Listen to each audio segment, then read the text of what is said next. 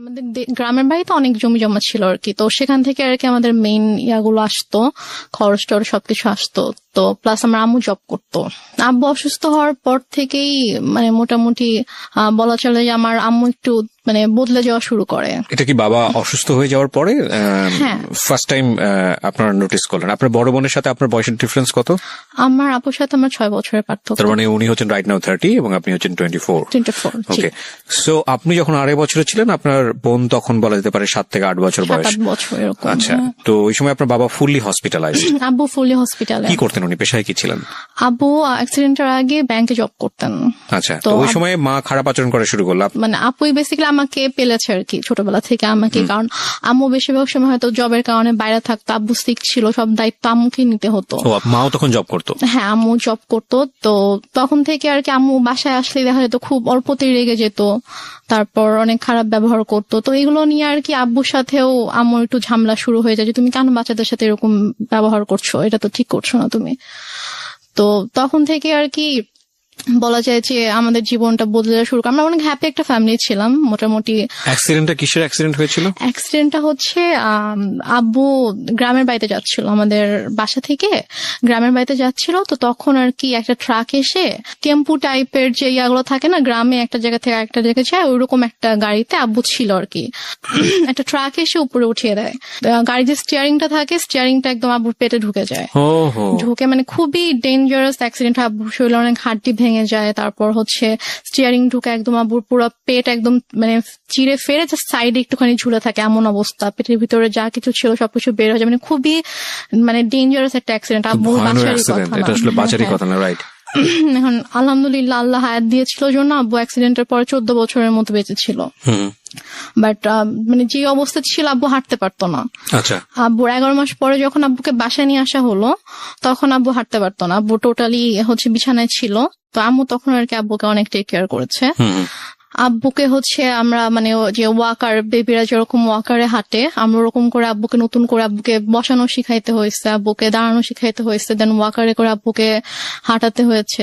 তো তারপর যাই হোক অনেক বছর পার হলো, 2001-এ আমার বড় বোনের বিয়ে হয়ে যায়। আচ্ছা, আপুর খুব অল্প বয়সে বিয়ে হয়, তখন 14 বছর বয়স ছিল। তো মানে অনেক ভালো ছেলে পেয়েছিল, ওই জন্য হয়তো মানে বিয়ে দিয়ে দেয় আর কি। 14 বছর বয়সে? হ্যাঁ, আপুর যখন 14 বছর বয়স। তারপর 2001-এ বিয়ে হয়, তারপর 2005-এ আপু দেশের বাইরে চলে যায় হাজবেন্ডের সঙ্গে। আপুর হাজবেন্ড দেশের বাইরে থাকতো। তারপর 2005-এ দেশের বাইরে চলে যাওয়ার পরে আমরা হচ্ছে তখন তো আমি একা একদম, আব্বু আম্মু আমি। এর মাঝে তো অনেক মানে কি বলবো, নিজের মা সম্পর্কে আসলে এইভাবে কথাগুলো বলতে আমার খারাপ লাগছে, তারপর বলতে হয়। 2005-এ আপু চলে যাওয়ার পর থেকে আর কি আম্মুর মানে ব্যবহার গুলো আরো বেশি খারাপ হওয়া শুরু করে আমার সাথে, আব্বুর সাথে। বাবা কি তখন জব করছে নাকি একদম? বাবা বেসিক্যালি হচ্ছে যে অ্যাক্সিডেন্টের পরে বাবা জব করতো না, কারণ বাবা হাঁটা চলাই তো অনেক বছর করতে পারেনি। তারপর কি বাবার হচ্ছে যে কিছু মানে জায়গায় হয়তো টাকা দেওয়া ছিল বিজনেসের ইয়াতে, ওখান থেকে আসতো, প্লাস বাড়ি থেকে আসতো, ওভাবেই আর কি আমাদের সংসার চলছিল। তারপর 2006 সালে আপনারা তখন কোথায়? আপনারা কি তখন ঢাকাতে? না, আমরা তখন ঢাকাতে না, আমরা তখন আমাদের বাড়িতে গেলেন কবে? বাড়িতে গিয়েছি আমরা হচ্ছে 1 বছর একটু বেশি সময় হচ্ছে ঢাকায় ছিলাম। আচ্ছা, তারপর হচ্ছে তখন থেকে আমরা বাড়িতে মানে 96-এর কি মাসে অ্যাক্সিডেন্ট করেছিল সেটা আমার মনে নেই, বাট আমরা হচ্ছে 13-14 মাসের মতো ঢাকায় ছিলাম। তারপরে আর কি আমরা বাড়িতে চলে যাই। বাড়ি কোথায় চলে গেলেন? আমাদের বাড়ি তো সিরাজগঞ্জ চলে গেলেন। আচ্ছা, তো সিরাজগঞ্জে মানে হচ্ছে আপনার বাবার বাড়িতে চলে গেলেন? না, আমাদের আমরা যে বাসাটা তখন আমরা ভাড়া থাকতাম ওখানে। 1 বছর বাবার এখানে থেকে ট্রিটমেন্ট করাতে হয়েছে বাবাকে শুধুমাত্র? তারপর আমরা সিরাজগঞ্জে চলে যাই। তো ওখানে আমাদের বাসা ছিল, ওখানে আমরা যাই, গিয়ে ওখানে থাকি আর কি। আম্মু কিছুদিন পরে হচ্ছে জয়েন করে, আম্মু আগেও জব করতো, ওই সেম জবটাতে আম্মু আর কি জয়েন করে। আচ্ছা, আর আব্বু হচ্ছে ওই টুকটাক মানে বেশি তো হাঁটাচলা করা নিষেধ ছিল, বলেছিল যে যতটা সম্ভব রেস্ট নিতে। তো আব্বু এরকম মানে জবে আর যাওয়া হয়নি, তো টুকটাক বিজনেস করতে ভাবে চলতো আর কি আমাদের। তো তারপর হচ্ছে 2006 সালে একটা ঘটনা আমি দেখি আর কি, মানে আমি ঘুমাচ্ছিলাম, তো ঘুম থেকে উঠে আমি যখন আম্মুর মানে বেডরুমের দিকে যখন আমি গেলাম, তো গিয়ে আর কি আমি খুবই আপত্তিজনক একটা আমি দেখি। সো তারপর থেকে আর কি আমার আম্মুর প্রতি আপনার বাবা কোথায় তখন? আমার আব্বু তখন বাইরে ছিল। বাইরে বলতে? বাইরে হচ্ছে আব্বু ওই ব্যবসার কাজে আব্বু বাইরে গিয়েছিল, একটা শপ ছিল ওখানে আব্বুর, তো ওই শপে গিয়েছিল আর কি। আচ্ছা, সো আপনি যে আপত্তিকর অবস্থাটা দেখলেন, এটা কি বেসিক্যালি আপনি ফার্স্ট টাইম নোটিস করলেন এরকম হ্যাঁ, আমি মনে হয়? ফার্স্ট টাইম নোটিস করলাম এরকম Okay. কিছু। তো তখন আপনি স্কুলে পড়েন? তখন আমি মেবি ক্লাস 7-এ পড়ি। Okay, 6, so 7 স্কুলে পড়েন, হাই স্কুলে হ্যাঁ, পড়েন। স্কুলে পড়ি হ্যাঁ। তখন আমি। তো তারপর ওটা দেখার পর থেকে আম্মু তো প্রচন্ড ভয় পেতাম, মানে দেখা যেত যে আম্মু কিছু একটা বললে অথবা একটু জোরে কথা বললে আমি ভয় পেয়ে যেতাম, বুকের ভিতরে কাঁপুনি শুরু হয়ে যেত যে এখন কি হবে কি হবে। তো তারপর ওই ঘটনাটার পর থেকে আমি জাস্ট রুমে ঢুকে যখন দেখেছি সাথে সাথে আমি রুম থেকে বের হয়ে গিয়েছি আর কি, আমি আমার রুমে চলে গিয়েছি। তো তার কিছুক্ষণ পরে আম্মু এসেছে আমার রুমে, তো এসে আমাকে বলছে যে যা দেখেছো সেটা যেন বাবাকে না বলা হয়, যদি বলো তাহলে কিন্তু তোমার খবর আছে। আচ্ছা, মানে মা আপনাকে সবসময় এই ধরনের শাসনই করতো, সো শাসনই করলো বিষয়টা নিয়ে। হ্যাঁ, আচ্ছা, শাসনই করলো। তারপর আমি তো প্রচন্ড, আমি আগে বলেছি যে আমি প্রচন্ড ভয় পেতাম আম্মুকে, তো আমি আর কিছু বলি না, বাবা আসার পরও কিছু বলি না। তো তারপর এভাবে চলছিল। এরপরও আরো কয়েকবার আমি এরকম ঘটনা আমার চোখের সামনে হয়েছে, কারণ ওই দিনে আমি দেখার পর থেকে আসলে আম্মুরও একটা ভয় কেটে যায় যে হ্যাঁ আমি তো বাবাকে কিছু বলিনি, আমি কিছু বলবো না। তো আমার সামনে এরকম ঘটনা আরো অনেকবার হয়েছে, বাট আমি বাবাকে কিছু বলতে পারিনি আর কি। তো তারপরে গিয়ে আমরা 2007 সালে আমরা নিজেদের বাসা করি। তো সিরাজগঞ্জে, হ্যাঁ, নিজেদের বাসা করি। নিজেদের বাসা করার পরে ওখানে আমরা শিফট হই। তো তারপর 2009 সালে হঠাৎ করে একদিন আমার আব্বু প্রচন্ড অসুস্থ হয়ে যায়।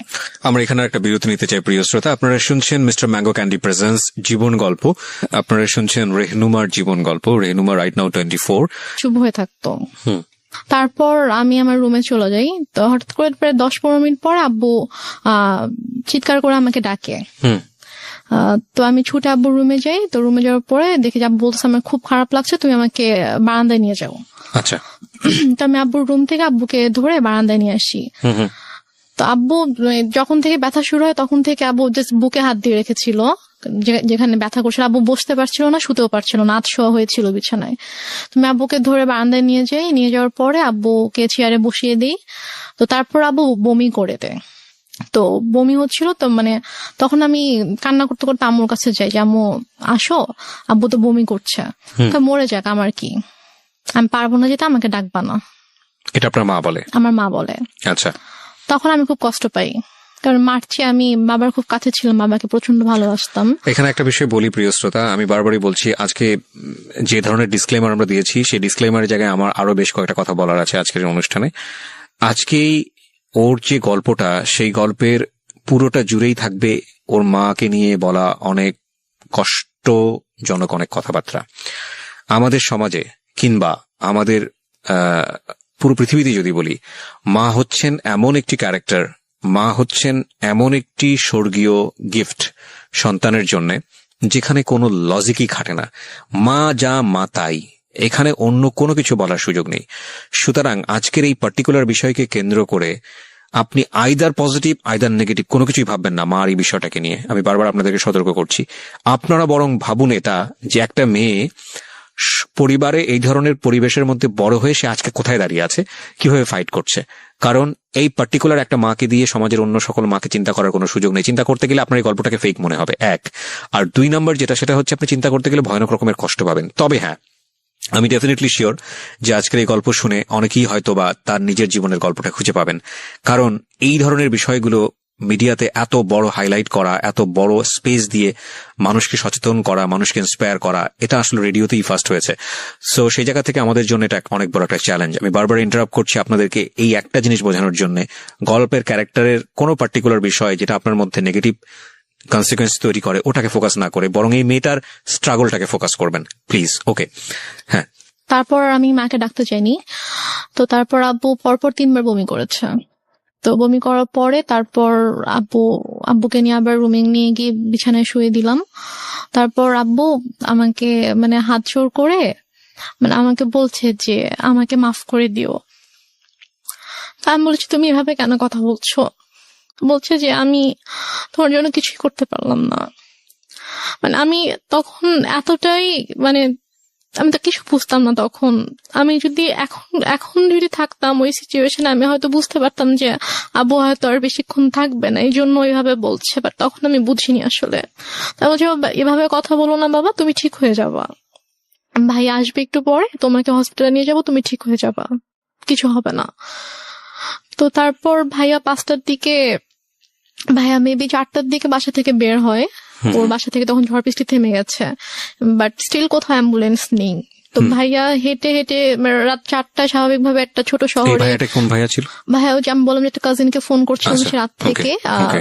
4টা মানে কি ভোর 4টা? ভোর 4টা, হ্যাঁ। ওকে। তো ভোর 4টায় ভাইয়া বাসা থেকে বের হয়ে যায়, হচ্ছে হসপিটালে যায়, সে কোনোভাবে কোনো অ্যাম্বুলেন্স ম্যানেজ হয় কিনা। এই সময়ের মধ্যে মা আসেনি রুমে? মা একবারও আসেনি। আচ্ছা। পরে একটা রিক্সায় আমি উঠি, আর একটা রিক্সায় বাবাকে নিয়ে ভাইয়া উঠে আব্বুকে হসপিটালে নিয়ে যাই। তো নিয়ে যাওয়ার পরে ওখানকার ডক্টররা চেক করার পরে বলছে যে একটা মাইনর স্ট্রোক হয়েছে। আচ্ছা। বাট যদি সময় মতো আনতে পারতেন, হয়তো অবস্থা এখন খুবই মানে একটু ক্রিটিক্যাল হয়ে গেছে। ওটা থেকে আমরা সেভ করে যেত। দেখছি, হ্যাঁ আমরা দেখছি, বাট যদি রাতে আনতে পারতেন। জিজ্ঞেস করেছে যে কখন থেকে এরকম হচ্ছে, তো যখন আমি ডিটেল বললাম ডক্টরকে, তখন বলছে যে রাতে আনা উচিত ছিল। তো বললাম আসলে রাতে এরকম সিচুয়েশন ছিল না যে আমি হসপিটালে নিয়ে আসবো আব্বুকে। তো তারপর ইসিজি করা হলো, সব চেক আপ করা হলো আব্বুকে। আব্বু সারা রাত তো ঘুমায়নি, তো আব্বুকে ঘুমের ইঞ্জেকশন দেওয়া হলো ঘুমানোর জন্য। তো 6:30টার দিকে আমি আম্মুকে ফোন করলাম, আব্বুর ফোনটা আমার কাছে ছিল। তো আমি আম্মুকে ফোন করলাম যে আম্মু এই ঘটনা, আব্বুর তো স্ট্রোক হয়েছে, তো ডক্টর এটা বলেছে। তো বলতেছে যে তুমি আমাকে কেন ফোন দিয়েছো, তোমার বাবা তুমি দেখো, আমাকে কেন বারবার ফোন দিয়ে বলতেছো। বলছে যে আম্মু আমি একা একা এখানে কি করব, তুমি আসবা না। বলতেছে যে না আমি আসতে পারবো না। এখন টাকা পয়সার একটা ব্যাপার ছিল, কারণ আমি আসার সময় তো আমি কোনো টাকা পয়সা নিয়ে আসিনি। ভাইয়া আর কি হসপিটাল মেডিসিন যা কিছু লেগেছে ভাইয়া এনেছে। তো তারপর আমি আম্মুকে বললাম যে আমার তো টাকা লাগবে, হসপিটালে তো টাকা লাগবে, তো টাকা লাগবে, তুমি তোর বাবাকে বলো কোথায় টাকা রেখেছে, এসে নিয়ে যাও, আমি কিছু জানি না, আমাকে আর ফোন দিবা, আমাকে বিরক্ত করবা না। তো তারপর আমি আর মাকে ফোন দিই না, আমি আমার চাচুকে ফোন দিই। আমার ছোট চাচু আমাদের বাসা থেকে 15 মিনিটের দূরত্বে থাকতো। তো চাচুকে ফোন দিয়ে বলি যে চাচু আব্বু তো এরকম হসপিটালে, তো আপনি আসেন। সে বলে যে আমি মাত্র ঘুম থেকে উঠেছি, আমার অফিস আছে, আমি এখন আসতে পারবো। তো তারপরে আর কি ডক্টররা হচ্ছে আব্বুকে কেবিনে শিফট করলো। ফার্স্টে ইমার্জেন্সিতে ছিল, তারপর কেবিনে শিফট করার পরে আমি আবার প্রায় মনে হয় 8টার দিকে আম্মুকে ফোন করি, তুমি কি একটু স্যুপ অথবা রুটি সবজি একটু বানাতে পারবা আব্বুর জন্য। বলে কেন, আমি কেন বানাবো, তোমার দরকার থাকলে তুমি সে বানিয়ে নিয়ে যাও। কোন ক্লাসে পড়েন তখন আপনি? আমি তখন ক্লাস 9-এ পড়ি। ক্লাস 9-এ, ওকে। তো কি মনে করে আম্মু আবার প্রায় আধা ঘন্টা পরে ফোন দিয়েছে, ফোন দিয়ে বলছে যে একটু পরে তো বুয়া আসবে, তো বুয়া আসলে আমি বুয়াকে দিয়ে নাস্তা বানিয়ে পাঠিয়ে দিব। তো বললাম আচ্ছা ঠিক আছে। বুয়া আসছে পরে, হয়তো বুয়াকে দিয়ে নাস্তা বানিয়ে আম্মু নিজে এসেছে 9:30টার দিকে। এসে বলতেছে যে এই যে নাস্তা দিলাম, এখন আমি যাচ্ছি, আমাকে আর বিরক্ত করবা না, আমাকে আর ফোন দিবা না, কি করার তুমি করো, তোমার বাবার ড্রয়ারে টাকা আছে, ওখান থেকে নিয়ে তুমি খরচ করো, আমাকে বিরক্ত করো না তুমি। তারপর ডক্টর বলল যে আব্বুর মোটামুটি অবস্থা ভালো, মানে স্টিল কিন্তু স্যালাইন চলছে। তারপর বললো যে এখন মোটামুটি ভালো আছে। তো আরেকটা কথা বলে রেখে, হসপিটালটা ছিল হচ্ছে আমার চাচির ভাইয়ের আর কি। আচ্ছা। তো ওই আঙ্কেল এসে বললো যে সেই হিসেবে আব্বুর আর কি একটু এক্সট্রা কেয়ার হচ্ছিল। তো তারপর 8টার দিকে ডক্টর এসে বললো যে এখন মোটামুটি ঠিক আছে, কোনো রিস্ক নেই। তো উনি ঘুমানোর তো ইনজেকশন দেওয়া হয়েছিল, তো উনি ঘুমালে উনি বেটার ফিল করবে, আপনারা ওনাকে বেশি বিরক্ত করেন না, এটা বলছে আর কি। তো বলার পরে তো আম্মু বললো যে ঠিক আছে, আমি তো সারাদিন ছিলাম, আমি এখন চলে যাই, তুমি থাকো। আমার সাথে আমার একটা ভাগিনা ছিল, মানে ও আর আমি সেম এজেরই ছিলাম। তো আমি আর ও হসপিটালে ছিলাম, তো আম্মু চলে গেল। যাওয়ার পরে আমাকে আম্মু বাসায় চলে যাওয়ার, হসপিটাল থেকে আমাদের বাসার দূরত্ব ছিল 5-6 মিনিট, রিক্সায় করে 5-6 মিনিট দূরত্ব ছিল। তো তারপর আম্মু বাসায় গিয়ে আমাকে ফোন দিয়েছে, ফোন দিয়ে বলছে তুমি বাসায় আসো, তুমি আমার যে ইয়াটা ছিল, ওর নাম ছিল মধু, বলছে তুমি আর মধু বাসায় আসো। তো আমি বলছি বাসায় কেন যাবো, আব্বু তো একা থাকবে। তো বলছে যে সমস্যা নেই, তুমি আসো, তোমার বড় খালামণি যাচ্ছে। আচ্ছা। তা আমি বললাম যে বড় খালামণি কেন আসবে, বড় খালামণিকে দেখলে তো আব্বু রেগে যাবে। মানে আমার বড় খালামণির সাথে আব্বুর একটু সমস্যা ছিল। আচ্ছা। সমস্যা ছিল বলতে যে মানে বড় খালামণির মানে বিহেভিয়ারের জন্য আব্বু বড় খালামণিকে পছন্দ করতো, অ্যাভয়েড করতো আর কি। আচ্ছা। তো বলো যে আব্বু যদি রেগে যায় তখন তো আব্বুর জন্য তো এটা মানে খারাপ হতে পারে। একটু করে চোখ খুলেছে, তো খুলে বলছে মানে ইশারা করে বলছে যে না ঘুমাচ্ছি না। আম্মু তো আমাকে বাসায় ডেকেছে, আমি বাসায় যাচ্ছি, আমি গিয়ে চলে আসবো, বেশিক্ষণ থাকবো না, মা চলে আসবে, তুমি থাকো, আমি আসছি। তা আব্বু জাস্ট চোখ দিয়ে ইশারা করলো যে ওকে। তো দেন আব্বু একটু সাইডে ফিরে যখন ওদেরকে দেখেছে তখন আর কি আব্বুর মানে এক্সপ্রেশনটা চেঞ্জ হয়ে গিয়েছে আর কি। তো যাই হোক আমি তো চলে আসলাম বাসায়। এর মধ্যে আমি বাসায় আসার প্রায় 15-20 মিনিট পরে আমার খালা হচ্ছে আম্মুকে ফোন দেয়। ফোন দিয়ে বলে যে ভাইয়ের অবস্থা ভালো না, তুই তাড়াতাড়ি আয়। তা আমি শুনে বলতেছি যে আমি তো মাত্র দেখে আসলাম যে আব্বু চুপচাপ শুয়েছিল, আর ডক্টরও বলে গিয়েছে যে এখন ঠিক আছে, তো হঠাৎ করে কেন অসুস্থ হয়ে গেল? বলছি আমি জানি না, ঠিক আছে আমি গিয়ে দেখছি। তা আমি বললাম যে আমিও যাব, তোকে যেতে হবে না, তুই ফ্রেশ হয়ে খেয়ে দে তারপর আয়। ওকে। তো আমি অনেকবার রিকোয়েস্ট করলাম আম্মুকে যে আম্মু প্লিজ আমি যাই, আমি তোমার সঙ্গে যাই। বলছে না তুই যাবি না, তুই থাক, আমি যাচ্ছি। তা আম্মু চট করে রেডি হয়ে আম্মু গেল। তো আম্মু মেবি 3:30টার দিকে হসপিটালে গিয়েছে। তো যাওয়ার পরে আমি ফোন দিচ্ছি, ফোন ধরছে না। আমি ফোন দিচ্ছিলাম যে কি হয়েছে, এখন কি অবস্থা, আব্বু ঠিক আছে কিনা। তো যাই হোক আমি মাত্র খেতে বসেছিলাম আর কি। তো খেতে বসার সাথে সাথে আম্মু আমাকে ফোন দিয়েছে, ফোন দিয়ে বলছে যে ড্রয়ারে টাকা আছে, সবগুলো টাকা নিয়েই হসপিটালে আয়। আমি বলছি কেন, আব্বুর কি অবস্থা এখন? বলছে হ্যাঁ তোর আব্বুকে ঢাকা নিতে হবে, অবস্থা ভালো না, অক্সিজেন দিয়ে রাখছে, তোর আব্বুকে ঢাকা নিতে হবে, তুই টাকাগুলো নিয়ে, এখানকার তো বিল পে করতে হবে, ঢাকা গেলে টাকা লাগবে, তো তুই টাকাগুলো নিয়ে আয়। আমি আর খেতে পারলাম না। আমার এর মধ্যে আমার ভিতরে এত অস্থিরতা শুরু হয়েছে যে আমি কান্না শুরু করে দিয়েছি, যে আমার কেমন ওখানে প্রচন্ড খারাপ লাগছিল। তো তারপর আমি টাকা নিয়ে চট করে বের হলাম। তারপর আমি হসপিটালে আসার পর দেখি যে আমার একজন চাচু বাসার হসপিটালের নিচে দাঁড়িয়ে আছে। আমি রিক্সা থেকে নামার সাথে সাথে চাচু আমার হাত ধরেছে, তো ধরে বলতেছে যে চল উপরে চল। আমি বললাম যে আব্বু কি হয়েছে? তখন আমার খুব খারাপ লাগছিল, যে আমার মানে মনে হচ্ছিল যে মেবি আব্বু নেই। তাই আমি বলছি সত্যি করে বল আব্বু কি হয়েছে। তো আব্বুর কেবিন ছিল হচ্ছে 3 তলায়। তো দেন আমি গেলাম, তো চাচু পুরোটা সময় আমার হাত ধরে আছে। 3 তলাতে যাওয়ার পরে দেখেছি আব্বুর মানে কেবিনের দরজাটা খোলা, দরজার সামনে অনেক মানুষ। তো আমি গিয়ে চিল্লানো শুরু করছি যে হার্ট অ্যাটাক করেছে পেশেন্টের, হার্ট পেশেন্টের রুমের সামনে দরজা কেন খোলা থাকবে, এত মানুষ কেন এখানে হইচই করছে, আপনার সরেন এখান থেকে, আমার আব্বুর ডিস্টার্ব হবে। আমি এটা বলতে বলতে রুমে ঢুকে দেখি যে আমার মা খালা একটা বেডে বসে আছে, আর আমি দেখেছি আব্বু শুয়ে আছে। মানে আমি তখনও খেয়াল করিনি যে আব্বুর মাথার নিচে যে বালিশ নেই, অথবা আমি স্যালাইন টালাইন মানে আমি কিছুই খেয়াল করিনি আর কি। আমার জাস্ট মনে হচ্ছে আব্বু নর্মালি শুয়ে আছে, কারণ ওইভাবে শোয়াই আমি দেখে গেছি আব্বুকে। তো আব্বুর মাথার কাছে হচ্ছে আমার চাচু বসে আছে, যে চাচুকে আমি সকালে ফোন দিয়েছিলাম, যিনি বলেছে অফিস আছে আমি আসতে পারবো না, উনি বসে আছে। চাচি এসেছে, উনি দাঁড়িয়ে আছে। তো আমি আব্বুকে দেখো তখনও কিন্তু বুঝতে পারিনি যে আব্বু আর নেই। আমার বড় খালামণি হঠাৎ করে এসে আমাকে জড়িয়ে ধরে, তো জড়িয়ে ধরে আমাকে বলে যে কি একটা সর্বনাশ হয়ে গেল, তোরা তো এতিম হয়ে গেলি। মানে উনি খুব জোরে চিৎকার করে করে কান্না করছে, আর উনি ভাবে বিলাপ করে করে বলছে কি সর্বনাশ হয়ে গেল, তোরা এতিম হয়ে গেলে এখন তোদের কি হবে। এটা যখন বলেছে তখন জাস্ট আমি আব্বুর দিকে তাকিয়েছি, তখন আমি খেয়াল করেছি যে আব্বুর মাথার নিচে বালিশ নেই। তো আমি নর্মালি আমি আর আমার আব্বু মানে মৃত মানুষকে ভয় পেতাম আর কি। মানে লাইক আমাদের আশেপাশে বাসায় যদি কেউ মারা যেত, আমার আব্বু ওই বাসার সামনে দিয়ে 40 দিন যেতাম না। মানে আমাদের একটা ধারণা ছিল যে মানুষ মরে গেলে ভূত হয়ে যায়, তারা এসে ভয় দেখাবে। মানে আব্বুর ওই ভীতিটা ছিল, আমারও ওই ভীতিটা ছিল। আমরা ওই দিক দিয়ে না গিয়ে অনেকখানি ঘুরে যেতাম।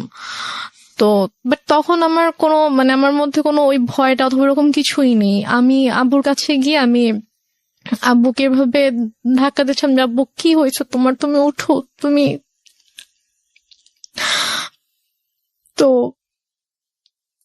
আমার অনেকে এসেছিল তখন, আমার চাচি গিয়ে আমাকে ধরলো, আমার আরেকটা ভাইয়া এসে আমাকে ধরলো, তো আমি ভাইয়াকে ধরে চিৎকার করে করে কান্না করছিলাম। বাট আমার আম্মুর একটু কান্না করেনি। আমার আম্মু চুপ হয়ে বসে আমাকে বলতেছে যে এভাবে কান্না করার কি আছে। Are you sure? আমাকে বলতেছে, আমি যখন আমাকে বসাই দিছে আম্মুর পাশে, আমাকে বসাই দিছে আমার ভাইয়া, তো বলতেছে যে এভাবে কান্না করতেছো কেন, এভাবে কান্না করার কি আছে, টাকা আনছো টাকা দাও। আমি জাস্ট অবাক হয়ে তাকিয়েছিলাম যে মানে সামনের বেডে আব্বু এভাবে পড়ে আছে আর সে আমার সাথে এভাবে কথা বলছে। তারপর আমি অনেকক্ষণ চুপ করে বসেছিলাম। আমার সাথে ব্যাগ ছিল, নিজে আম্মু ব্যাগটা নিল, নিয়ে যে ভাইয়াটা সকালে আব্বুকে হসপিটালে নিয়ে আসছে ওকে বললো যে যা গিয়ে বিল পে করে হসপিটালে ঝামেলা শেষ করে একটা অ্যাম্বুলেন্স ঠিক কর, নিয়ে যেতে হবে। তো এর মাঝে আমার আপু ফোন করছে। আপু ঘুমায় ছিল, তো ঘুম থেকে উঠতে পরে ভাইয়া যখন বলছে যে আব্বু অসুস্থ হসপিটালে, তুমি আমাকে ফোন করো। আমার পাশে বসে ফোন ধরে বলতেছে যে তোমার আব্বুকে ঢাকায় নিয়ে যাচ্ছি আমরা। না, সেটা হয়তো আপনি ইজিলি ব্যাক করতে পারেন, সেই জন্যই সে বলেছে, পরে হয়তো সময় নিয়ে বলবে। আমি বলি এটা কেন বলেছে, আমি শুনলে বুঝতে পারবেন। হ্যাঁ। তো তারপর হসপিটালে আমিও গেলাম ভাইয়ার সাথে ফর্মালিটিস করতে। তো ও টাকা পে করার পরে তো ওদের আব্বুর যেটা ফাইল ছিল, লাইক হচ্ছে সকাল থেকে হচ্ছে যে টেস্ট গুলো হয়েছে, প্রেসক্রিপশন, এগুলোর একটা ফাইল থাকে। তো প্লাস হচ্ছে দুপুরে হচ্ছে ডক্টর রেফার করে দিয়েছিল ঢাকায় যে হসপিটালের ডক্টরের কাছে, মানে সব পেপারস এর যে একটা ফাইল ছিল। তো হসপিটাল থেকে নর্মালি বিল পে করার পর তো ওই ফাইলটা তো দিবে। তো ভাইয়া যখন জিজ্ঞেস করেছে যে ফাইল কোথায়, তখন বলছে যে ফাইল তো এসে নিয়ে গিয়েছে। তো বলছে যে ফাইল কে নিয়ে গিয়েছে, আমরা তো কেউ ফাইল নিইনি। তো বলেছে যে ডক্টর যখন রুমে গিয়েছে, অক্সিজেন যখন দেওয়া হয়েছে পেশেন্টকে, তখন আপনাদের একজন রিলেটিভ এসেছিল, এসে বলেছে যে অমুক কেবিনের অমুকের ফাইলটা ডক্টর চেয়েছে, আমরা তো দিয়ে দিয়েছি। তো উপরে গিয়ে ভাইয়া সবাইকে জিজ্ঞেস করলো ওখানে যারা যারা ছিল, তো সবাই বলতেছে যে না আমি তো নিইনি। তো ফাইলটা যাই হোক পাওয়া গেল না। তারপর অ্যাম্বুলেন্সে করে আব্বুকে আমাদের বাসায় নিয়ে আসা হলো। তো বাসায় নিয়ে আসার সাথে সাথে দেখি যে আম্মু ওদিকে ফোন টোন দিয়ে সব অ্যারেঞ্জমেন্ট করে ফেলেছে যে মানে যত তাড়াতাড়ি পসিবল মাটি দিতে হবে। বাট আপু যখন দেশের বাইরে চলে যায়, তখন আপু এভাবে বলে যায় যে মানে যদি কখনো মানে আব্বু হোক আম্মু হোক কেউ যদি মারা যায়, তাকে রেখে দিবা আমি না আসা পর্যন্ত, আমি আসবো দেখবো তারপর মাটি হবে। আপু এটা বলে গিয়েছিল। তো আপুর শ্বশুর বাড়িতে যখন জানানো হয় যে আব্বু মারা গেছে, তখন বলে যে ঠিক আছে আমরা আসছি, আপনারা ওখানে সবকিছু ঠিকঠাক করেন, ওনাকে গোসল করেন, তারপর আমরা ঢাকায় নিয়ে এসে ওনাকে, মানে আপু শ্বশুর বাড়িতেও এটা জানতো, আপু শ্বশুর বাড়িতেও সেম কথাটাই বলেছে, যে শ্বশুর শাশুড়ি ছিল তো ওদের বলেছে যে মানে যারই কিছু হোক না কেন আমাদেরকে ছাড়া কিন্তু আপনারা মাটি দিবেন না, আমরা দেখবো। তো ওইভাবে আপুর শ্বশুরও ফোন দিয়ে বলে যে ঠিক আছে ভাইজানকে নিয়ে আসতে হবে ঢাকায়, নিয়ে এসে আমি ব্যবস্থা করছি, এখানে বারডেমে সম্ভবত ছিল হিমাগার আছে, তো ওখানে বলো যে ওখানে রাখবো, আমি সব ব্যবস্থা করে আমি আসছি। বলছে না আপনাদের আসতে হবে না, যত তাড়াতাড়ি পসিবল মাটি দিয়ে দিব, মৃত্যু বৃষ্টি আত্মা হচ্ছে কষ্ট পাবে, বেশিক্ষণ রাখা যাবে না। তো বলতেছে যে না, মানে আপুর কথা বলছে যে বৌমা তো বলে গেছে, তা আমাকেও বলে গেছে, তো আমি তো এটা পারবো না, আমি বৌমাকে কি জবাব দিব আপনি যদি মাটি দিয়ে দেন। সে বলতেছে না আপনাদেরও কষ্ট করে, এখন সন্ধ্যা হয়ে গেছে, আপনাদেরও এখন কষ্ট করে আসতে হবে না, আর আপনারা আসলে আসেন, বাট আপনারা আসার আগে আগে মাটি দিয়ে দিব। মানে আম্মু পুরো ক্রেজি হয়ে গিয়েছে মাটি দেওয়ার জন্য। তো আমার চাচুরা ফোন দিয়ে বলতেছে যে আমার একটা চাচা গ্রামের বাড়িতে থাকে, তো আমার চাচা ফোন দিয়ে বলতেছে যে তুমি এখানে নিয়ে আসো, আমাদের পারিবারিক কবরস্থানে মাটি হবে। সে বলতেছে না আমি ওখানে নিব না, ওর এখানেই মাটি হবে। তো এগুলো নিয়ে আম্মু খুবই মানে রীতিমতো ঝগড়া করতেছে অনেক। আম্মু কিন্তু স্টিল মানে এক ফোঁটাও কান্না করেনি, একটুও কান্না করেনি। তো সে আমার চাচার সাথে ফোনে ঝগড়া করতেছে যে না আমি এখানে মাটি দিব, আপনাদের যদি দেখতে ইচ্ছা করে আপনারা এখানে আসেন, এসে দেখে যান। কোনোভাবে রাজি করাতে পারতেছে না যে না পারিবারিক অবস্থানে তার মাটিটা হবে। ওইদিকে আপু বারবার ফোন করে বলতেছে যে তুমি একটু আব্বুর সাথে কথা বলায় দাও। তো বলছে এখন তো কথা বলতে পারবে না, এখন তো হচ্ছে যে কি অক্সিজেন দিয়ে রাখছে এটা সেটা এগুলো বলতেছে। তো বলছে যে ও আপুকে বলছে যে আমি এখন অ্যাম্বুলেন্সে। তো বলছে ঠিক আছে, আব্বু কথা বলতে না পারলেও সমস্যা নেই, তুমি আব্বুর কানের কাছে ফোনটা নাও, আমি আব্বুর সাথে কথা বলে আব্বু বেটার ফিল করবে, আব্বুর ভালো লাগবে আমার ভয়েস শুনলে। সে বলতেছে না এখন না, আমি হসপিটালে যাই, তোমার সাথে কথা বলে দিব। তো এভাবে ওদিকে আপুকে এভাবে হ্যান্ডেল করতেছে, তারপর হচ্ছে আমার চাচার সাথে ঝগড়া করতেছে এবং মাটি দেওয়ার জন্য খুবই পাগল হয়ে গেছে। মানে আপনার কথা অনুযায়ী যদি আপনি সবকিছু মেনে নেই তাহলে বলতে হবে যে সে এককভাবে সিদ্ধান্ত নিচ্ছে, একটা স্বেচ্ছাচারী আচরণ যেটাকে বলে, সে কারো কথাই শুনছে না। লাইক একজন মহিলার যে হাজবেন্ড মারা গেলে তার যেরকম বিহেভিয়ার থাকা উচিত ওরকম কিছু ছিল না আমার মাঝে। অনেক বেশি ডেসপারেট ছিল to establish her decision. Yeah exactly. Okay. তো তারপর সবাই বুঝায় যে এরকম করার কিছু নেই, আপনি একটু শান্ত হন, যেহেতু তার বাবা মা ভাই সবার কবর ওখানে, সো ওনার ভাইরাও চাচ্ছে, ওনাদের কথাটা আপনাকে মানতে হবে। তো সবাই বুঝানোর পরে গিয়ে উনি আর কি বলে আচ্ছা ঠিক আছে। দেন আব্বুকে গোসল করানো হয়, করানোর পরে রাত 8টার দিকে সম্ভবত অথবা 8টার পরে আব্বুকে একটা ট্রাক নিয়ে আসা হয়। মানে আমাদের বাসা থেকে আমার দাদুর যে গ্রাম 1 ঘন্টার দূরত্ব ছিল আর কি। তো ওখানে তারপর আমরা যাওয়ার জন্য মাইক্রো ট্রাক সবকিছু অ্যারেঞ্জ করা হয়। তো আমি বলি যে আমি যাবো, বলেন তোমাকে যেতে হবে না, আমাকে বাসায় রাখে। আমার বাসায় আমার ছোট খালামুনি ছিল, আরো কে ছিল, তো ওদের কাছে আমাকে রেখে যায়। রেখে আম্মু চলে যায় ওদের সাথে গ্রামের বাড়িতে মাটি দেওয়ার জন্য। আচ্ছা। মাটি দিয়ে রাতের 12:30 পৌনে 1টার দিকে চলে আসে, সবাই আবার ব্যাক করে আর কি। স্টিল আপুর সাথে সে কথা বলতেছে যে বাবা বেঁচে আছে, বাবা হসপিটালে। আপু বারবার ফোন দিয়ে বলছে যে কথা বলায় দাও। সে মানে বলাচ্ছেন আর কি। তো দেন মেবি 12:30 পৌনে 1টার দিকে আসলো বাসায়। তো আসার পরে তখন গিয়ে আপু শাশুড়িকে বলেছে যে আপনাদের আসতে হবে না, আমি যেহেতু মাটি দিয়ে দিয়েছি তাড়াতাড়ি, তো আপনারা সকালে আসেন, রিল্যাক্সে সকালে আসেন, এখন আসতে হবে না। তো তারপর ওরাও আসলো না। তো তারপর আপুকে আমাদের সময় সকাল 5:30টার দিকে আপুকে ফোন দিয়েছে, ভাইয়াকে ফোন দিয়ে, তো আপু কলেজে ছিল, ভাইয়াকেও কিন্তু জানায়নি। তো 5:30টার দিকে ভাইয়াকে ফোন দিয়ে বলছে যে তোমার আব্বা তো মারা গেছে। তো বলছে যে মানে কি, আপনি তো একটু আগেও বলছেন, মানে রাতের বেলাও যখন কথা হয়েছে তখনও তো আপনি বলছেন যে আব্বা ঢাকায় হসপিটালে, এখন মারা গেছে, মানে আপনি কি বলতেছেন এগুলা? ভাইয়া বিশ্বাস করতে পারতেছে না। তো বলতেছে যে হ্যাঁ এরকম মারা গেছে, মাটি দিয়ে আসছি, ডিটেল বললো আর কি। তো তাহলে আপনি কেন বিকেল থেকে বলছেন যে আপনি আব্বুকে ঢাকায় নিয়ে আসতেছেন, এগুলা কেন বলছেন, মিথ্যা কথা কেন বলছেন? পরে বলে যে তারপর বলছে যে আপনাদেরকে তো বলা হয়েছে যে কেউ মারা গেলে রাখতে, আমরা দেখবো তারপর মাটি হবে, তো আপনি কেন মাটি দিয়ে দিলেন? ভাই আম্মুর সাথে এভাবে কথা বলতেছিল। তো বলতেছে যে আমার ইচ্ছা হয়েছে আমি দিচ্ছি। এটা আপনার মা বলছে? আমার মা বলছে যে আমার ইচ্ছা হয়েছে আমি দিচ্ছি, এখন তো কিছু করার নাই। আপুর কথা বলছে যে ওকে জানাও, ও কোথায়? তো বলছে ঠিক আছে, ওকে আপনার জানাইতে হবে না, আমি ওকে জানাচ্ছি, আমি আমার ওয়েতে ওকে জানাবো। তো তারপর আপু কলেজে ছিল। তো আপু কলেজ থেকে আসার পর এর মধ্যে বাসায় হচ্ছে আপুর কিছু ফ্রেন্ডকে ভাইয়া ডাকে, ওরা সবাই আসে। তো আপু বাসায় এসে দেখে আপুর ফ্রেন্ডরা বাসায়, ভাইয়া বাসায়। তো আপু বলে যে কি হয়েছে তোমরা হঠাৎ করে বাসায় না জানিয়ে? তো বলে আসলাম আর কি। তো ওরা অনেক খাবার টাবার রান্না করে আনছে, তো আনার পর আপুকে খাওয়াইছে। খাওয়ানো দাওয়ানোর পরে তারপর আপুকে বলছে যে এরকম আব্বু তো মারা গেছে। তখন আপু খুব শক যে মানে কি, আমাকে তো বলা হয়েছে যে আব্বু হসপিটাল, আব্বু ঢাকায়, আম্মু কেন মিথ্যা কথা বলছে? দেন আপু আম্মুকে ফোন করে বলে যে তুমি কেন মিথ্যা বললা, যাই হোক অনেক কথা। তো আম্মু বলে যে এরকম মৃত মানুষকে রাখতে হয় না, কষ্ট পায়, এগুলো নিয়ে আর কি অনেক ইয়া হয়। বাট তখনও আমি বুঝতে পারিনি যে আসলে ব্যাপারটা কি হয়েছে। তো এর মাঝে কথা ওঠে আব্বুর এই ফাইলটা নিয়ে। এটা নিয়ে যখন কথা ওঠে যে ওই ফাইলটা কোথায়, আমার বড় খালার ছেলে হচ্ছে ডাক্তার।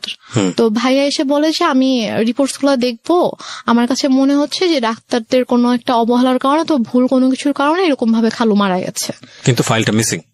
হ্যাঁ, তো এই জন্য ওরা হসপিটাল থেকে ফাইলটা মানে মিসিং করে দিয়েছে। আমরা একটা বিষয় একটু বলি প্রিয় শ্রোতা, আজকের এই গল্পটা একটু যে জায়গাটা এখন দাঁড়িয়ে আছে সেটা সামনের দিকে গিয়ে পুরোপুরি অন্যদিকে মন নেবে, because I know the story. এবং এইটুকুতে যদি নাটক বা সিনেমার গল্পের জায়গায় আপনি চিন্তা করেন তাহলে একজন ব্যক্তি যে ভিলেনের ভূমিকায় চলে এসছে। কিন্তু আমরা যেহেতু এখানে জীবন গল্প প্রচার করি, আমরা সবসময় একটা কথা বলি, প্রত্যেকটা মানুষই আমাদের এই অনুষ্ঠানের প্রেক্ষাপট থেকে রেসপেক্টেবল। দেখুন, ওই মানুষটাকে যদি আজকে রেহনুমা যে জায়গাটায় বসে আছে সেখানে বসানো যায়, সে তার জায়গা থেকে হয়তো বিষয়গুলোকে অন্যভাবে ব্যাখ্যা দাঁড় করানোর চেষ্টা করবে। এবং রেহনুমা যে কথাগুলো বলছে এখানে, সেগুলোকে একেবারে টাইম মেশিনে গিয়ে ওই সময়ে বসে ঘুরে দেখে প্রুফ করার কোনো সুযোগ নাই। সে কারণে আমরা একেবারে সারেন্ডার করি এই জায়গাটাতে, this is not investigative show. But কিছু বিষয় আছে যেগুলো আমরা আমাদের সামাজিকতার জায়গা থেকে জানি, যে একজন সন্তান কখন মার এগেনস্টে গিয়ে কমপ্লেইন করে, কিংবা মা কখন সন্তানের এগেনস্টে বলতে বাধ্য হয়, কারণ পৃথিবীর সবচাইতে মধুরতম সম্পর্ক হচ্ছে এই জায়গাটি। সুতরাং ওই জায়গাটির প্রতি আজকের এই অনুষ্ঠান শুনে রেসপেক্ট কমুক, এটা আমাদের উদ্দেশ্য নয়। আমরা বরং রেহনুমার মাকে সম্মান জানাই। আমাদের মার জায়গাটি থেকে যে ধরনের রেসপেক্ট আছে প্রত্যেকটা মায়ের প্রতি, রেহনুমার মায়ের প্রতিও আমাদের ঠিক সেই রেসপেক্টটাই থাকছে। আমরা বরং গল্পটাকে অন্যদিকে একটু ফোকাস করি, যে রেহনুমা এইরকম একটা প্রবলেম পরিবারের মধ্যে ফেস করেছে, বা করার পরেও সে আজকে কোথায় দাঁড়িয়ে আছে। এবং এই গল্পটা এই কারণেই প্রচার করতে চাই, সবাইকে যদি মানে আমাদের সামনে আনতে পারেন, মানে রিসিপশনের জিনিস ছিল, উনি বলেছে যে তাহলে আমি চিনে ফেলবো। আচ্ছা, কে ছিল উনি বলেছে যে, আমি জিজ্ঞেস করেছিলাম যে মানে কে ছিল, মানে ছেলে ছিল নাকি মেয়ে ছিল, তো উনি বলছে একজন মহিলা ছিল। আচ্ছা, তো উনি এসে বললো যে অমুক কেবিনের অমুক পেশেন্টের হচ্ছে আমি রিলেটিভ, তো ডক্টর ফাইলটা চেয়েছে, ফাইলটা দেন তাড়াতাড়ি। তো ফাইলটা পরে নিয়ে গিয়েছে। তো যাই হোক, তো তারপর এটা নিয়ে আর কোনো ইয়া হয়নি। আম্মুকে যখন বললাম যে চলো তাহলে আমরা সবাইকে নিয়ে যাই ওখানে যেদিন ছিল, বলছে যে না, আমরাই তো ছিলাম, আমরা তো কেউ যাই নাই। তা বলছে যেতে সমস্যা কোথায়, চলো। আমি বলছেন আমি যাবো না। তো এটা নিয়ে এক পর্যায়ে আমার সাথে অনেক বড় সিনক্রিট হয়েছে, অনেক কথা কাটাকাটি হয়েছে। ভাইয়াও বলেছে যে খালা চলো, কি সমস্যা। তো সে বলছেন আমি যাব না। তো ওই হসপিটালে মূলত ছিল যে আমাদের ফ্যামিলি ডক্টর যেটা থাকে, তো ডক্টর এখানকার ছিল, আমাদের কিছু হইলে আমরা ওই হসপিটালতে যেতাম আর কি। তো তারপর থেকে আমার ওই হসপিটালে যায় না। আচ্ছা, মানে কোনো প্রবলেম হলে আর ওই হসপিটালে যায় না, সে ডক্টর চেঞ্জ করে ফেলছে, হসপিটাল চেঞ্জ করে ফেলছে। তো তারপর যাই হোক, এটা নিয়ে আর কোনো কথা কাটাকাটি হয়নি, কিছু হয়নি, শেষ হয়ে গেল ব্যাপারটা। তো তারপর থেকে আব্বু মারা গেল হচ্ছে মে মাসে। সেপ্টেম্বর মাস থেকে হঠাৎ করে আম্মুর কি হলো, সে আমাকে বলছে যে তোমাকে বিয়ে দিয়ে দিব। আমি তো বিয়ে করব না, আমি তো মানে ছোট আছে, আমি তখন 9-এ পড়ি। তো আমি বলেছি আমি তো বিয়ে করব না। তো বলেছে যে না, তোমাকে বিয়ে করতে হবে। আমি বলেছি যে কেন, তোমার দায়িত্ব আমি নিতে পারতেছি না। একটু একটা মিনিট, মানে টু বি অনেস্ট, যে জিনিসটা আমার জানার আছে সেটা হচ্ছে যে আপনি তো মোটামুটি গল্পের যে গ্রাফটা মেনটেন করছেন তাতে বোঝাই যাচ্ছে যে আপনার সঙ্গে আপনার মায়ের একটা সম্পর্ক, এই সম্পর্কটা স্বাভাবিক সম্পর্ক ছিল না, এটা একটা বৈরী সম্পর্ক। এবং আপনার বোন চলে গেল কানাডাতে, আপনারা দুই বোন, বাবা তো মারাই গেল, এবং ইন দ্য মিন টাইম আপনারা সিরাজগঞ্জে বাড়ি করেছেন। তার মানে ওই বাড়ি বলতে আপনারা কয়টা, আপনার পুরো একটা ফ্ল্যাটে আপনি এবং আপনার মা, এবং আপনি তখন ক্লাস 9-এ পড়ছেন। 2-3টা বিষয় এখানে নোট করার মতো প্রিয় শ্রোতা। একটা হচ্ছে যে ওর মার বয়সও কিন্তু তখন অনেক অল্প বয়স, 1। 2 নম্বর হচ্ছে যে মা সাথে সন্তানের সম্পর্কটা স্বাভাবিক না, এবং শুধু ওর সাথে না, ওর কথা অনুযায়ী ওর বড় বোনের সঙ্গে স্বাভাবিক না। এবং ও যে বিষয়গুলো দেখেছে সেটার পরে ওর সাথে ওর মার একটা সম্পর্কে ভীষণ রকম দূরত্ব তৈরি হয়েছে মানসিকভাবে, সেটাই স্বাভাবিক। অ্যান্ড সবচেয়ে বড় ইম্পর্টেন্ট যে বিষয়টা সেটা হলো যে ও ক্লাস 9-এ পড়ে, তার মানে হচ্ছে তখন ওর বয়ঃসন্ধিকাল চলছে। সো বয়ঃসন্ধিকালটা হচ্ছে কোনো ছেলে এবং কোনো মেয়ের জন্য সবচেয়ে ডেঞ্জারাস টাইম। ওই সময়টাতে রাতারাতি দেখবেন একটা ছেলে এবং একটা মেয়ের মধ্যে বেশ কিছু জিনিসের পরিবর্তন আসে, শারীরিক পরিবর্তনের পাশাপাশি ভয়ঙ্করভাবে মানসিক পরিবর্তন আসে। এবং এই জন্যই দেখবেন যে ক্লাস 7-8-এ চলে গেলে হঠাৎ করে ছেলেরা কিংবা মেয়েরা ধাম করে বড় হয়ে যায়। এই যে ব্যাপারটা, এই স্টেজটা কিন্তু খুব মারাত্মক এবং এটাকে খুব সফটলি ডিল করা উচিত। এই ডিল করার জায়গাটাতে মা কিংবা বাবা মা বা কাছের বন্ধুদেরকে অনেক বড় একটা ভূমিকা পালন করতে হয়। তো সেই জায়গাটিতে এই মেয়েটিরও এক ধরনের রাফ আচরণ হলেও হতে পারে যেটা মায়ের সঙ্গে, আমি ঠিক জানি না। আমি কোশ্চেনটা করতে চাই, একটা যেটা হচ্ছে যে আপনার বড় বোনের খুব অল্প বয়সে বিয়ে হয়েছিল যেটা আপনি বলছিলেন, তো সে কারণে কি ফ্যামিলি ট্রেডিশন এটা ছিল যে ঠিক আছে আপনাকেও বিয়ে দিয়ে দিক না, নির্ঝঞ্ঝাট? এরকম কিছু ছিল না। বরং উল্টো তো হওয়া উচিত, কারণ যেহেতু আপনাকে বিয়ে দিলে আপনার মা একা হয়ে যাবে একদম। একা হয়ে যাবে। সো আপনাকে বরং বিয়ে একটু বয়স হলেই দেওয়াটা স্বাভাবিক। আমি বরং যেটা দেখতে পাচ্ছি যে উল্টো ছিল। তার মানে আপনার আচরণ কি এমন ছিল আপনার মায়ের প্রতি যে আপনার মা আপনাকে সহ্য করতে পারছে না? এরকম কিছু ছিল না, কারণ আচ্ছা। আমি প্রথম থেকে বলে আসছি যে আম্মুকে দেখে প্রচন্ড ভয় পেতাম। ধর আম্মু কোনো কিছু নিয়ে যদি কোনো কিছু বলতো একদম মানে চুপ হয়ে যেতাম। কখনো যে তর্ক করা অথবা ওইভাবে ঝগড়া করা এরকম কিছু, অথবা উল্টা পাল্টা কোনো জবাব দেওয়া, এরকম কখনোই কিছু ছিল না। ওই কয়েকটা মাস আমার মানে এমন কেটেছে যে আব্বুর জন্য, আব্বুকে এত বেশি মিস করতাম এবং ওই রাতটার কথা মনে পড়ে। এই যে এই ফিলিংসটা নিয়ে যদি আরেকটা মানুষ আপনার পাশে দাঁড়াতো তাহলে মনে হতো যে না এই মানুষটা আমার কাছের মানুষ, হ্যাঁ, যেটা সেটা। আপনার মার কাছ থেকে আসার কথা ছিল। আপনার কথা অনুযায়ী আপনার মা ওই সময়টাতে খুবই স্বাভাবিক ছিলেন, তার মানে ওইটা আপনার কাছে আরো বেশি কষ্টদায়ক মনে হচ্ছিল। সেটাই। বলুন তারপর। যারা এসেছে তারাই কিন্তু আমাকে সান্ত্বনা দিয়েছে, বাট আমার মার থেকে আমি কোনো সান্ত্বনা পাইনি। তো আমি আসলে অনেক বেশি মানে একা হয়ে গিয়েছিলাম। তো সেই একাকিত্ব থেকে আমি আর কি ঘুমাতাম না। তো যাই হোক, তো সেপ্টেম্বরের দিকে হঠাৎ করে আম্মু একদিন আমাকে বলে যে দেখো আমার অনেক ঝামেলা হচ্ছে। ব্যাপারটা এরকম না যে আম্মু আমার দায়িত্ব নিতে পারছে না, যে আমার জন্য আম্মুর খরচ হচ্ছে, আমার খরচ কিন্তু আপুই পাঠাতো। তো সে আমাকে বলছে যে না আমি তোমাকে রাখতে পারবো না, আমি তোমার দায়িত্ব নিতে পারছি না, তোমাকে আমি বিয়ে দিয়ে দিব।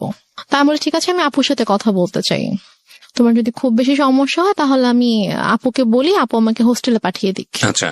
তো বলেছে না আপুকে বলা যাবে না। তো এটা নিয়ে অনেক আম্মুর সাথে মোটামুটি একটু চলছিল যে আম্মু অনেকভাবে অনেককে দিয়ে বুঝাচ্ছিল আমাকে, লাইক আমার ফ্রেন্ডের আম্মুকে নিয়ে এসে। আপনার মধ্যে এমন কোন আচরণ কি ছিল যেটা মা নোটিস করেছে যে বিয়ে দিয়ে দিলেই আমি সেফ জোনে চলে যাই? আমার মধ্যে আচরণ বলতে আমি তো বাসা থেকে লাইক বের কোনো হতাম না। মেল ফ্রেন্ডের সঙ্গে না। টাইম পাস করা, যেহেতু বাবা নাই সো ডেসপারেটলি মাকে অ্যাভয়েড করে অন্য কোনো দিকে যাওয়া? না না, আমার ওরকম কোনো মেল ফ্রেন্ড ছিল না যাদের সাথে হয়তো আমি বাইরে, আমি গার্লস স্কুলে পড়তাম। তো আচ্ছা। আমার ওরকম মেল কোনো ফ্রেন্ড ছিল না। ওকে। তো আমার যা ফ্রেন্ড ছিল, আমার যে বেস্ট ফ্রেন্ড ছিল ও আমাদের পাশের বাসারই ছিল আর কি। ওকে।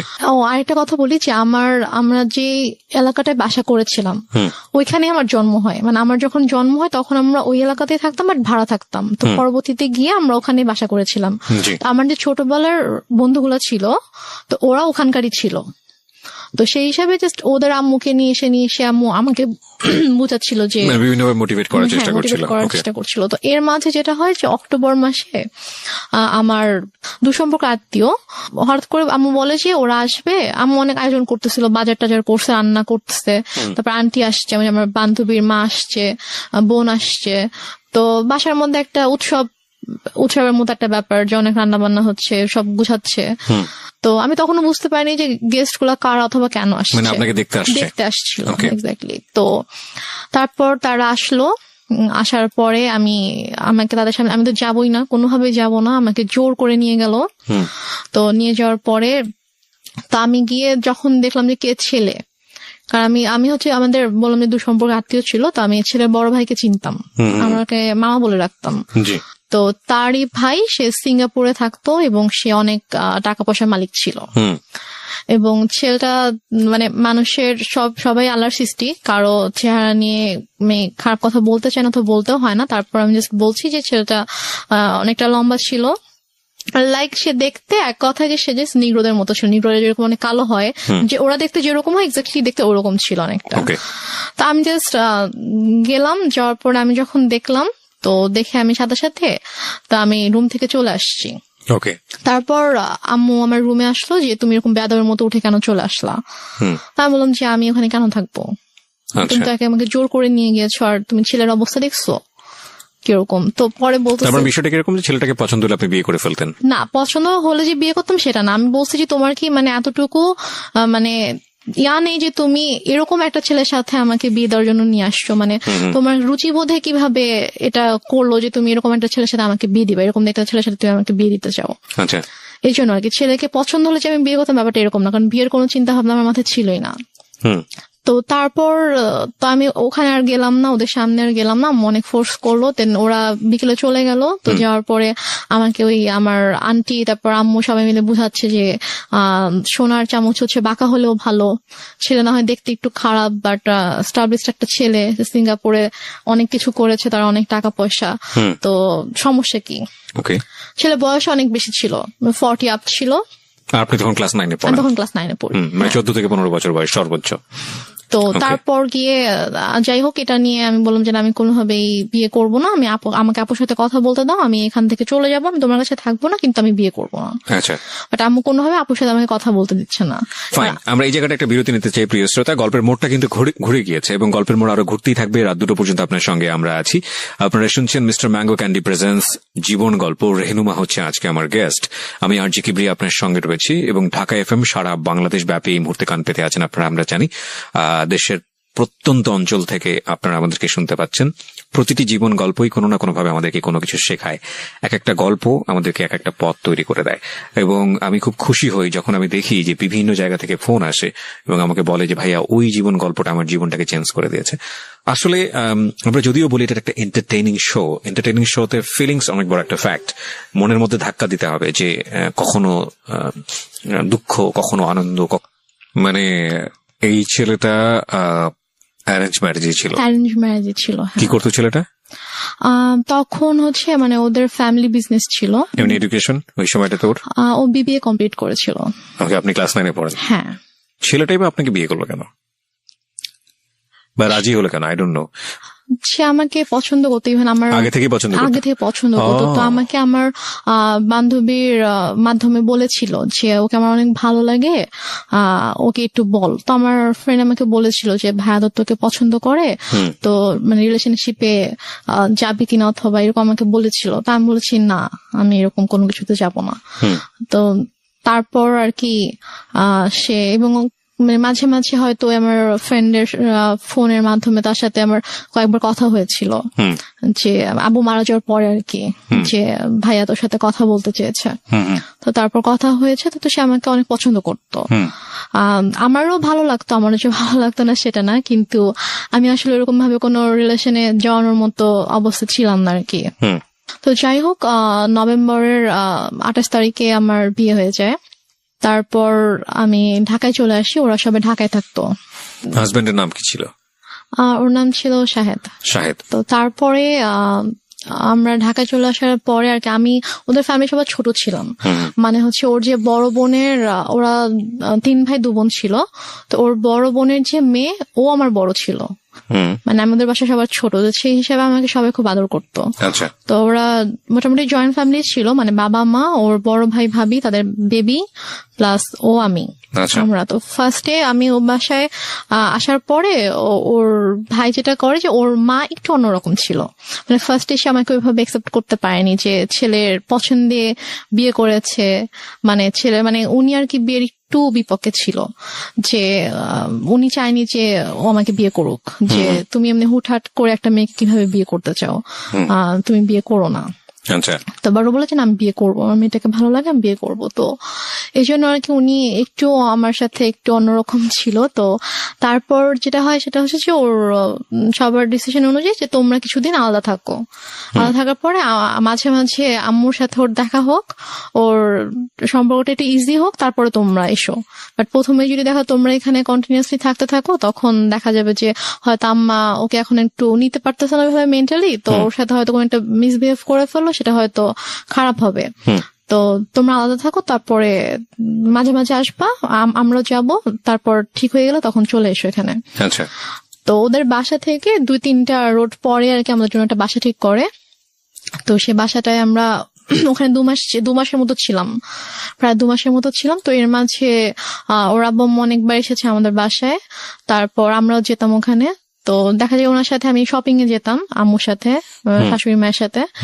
তো ওনার সাথে আমার মোটামুটি ভালো একটা সম্পর্ক হয়ে যায় আর কি। তারপর উনি বলে ঠিক আছে তোমার বাসায় চলে আসো। তারপর আমরা বাসায় চলে আসি। বাসায় চলে আসি সম্ভবত জানুয়ারি শেষের দিকে। তো বাসায় চলে আসার পরে তার মোটামুটি ভালোই কাটছিল। ওদের বাসার সবাই আমাকে খুব আদর করতো, যে আমি সবার ছোট ছিলাম, অনেক আদরের ছিলাম সবার।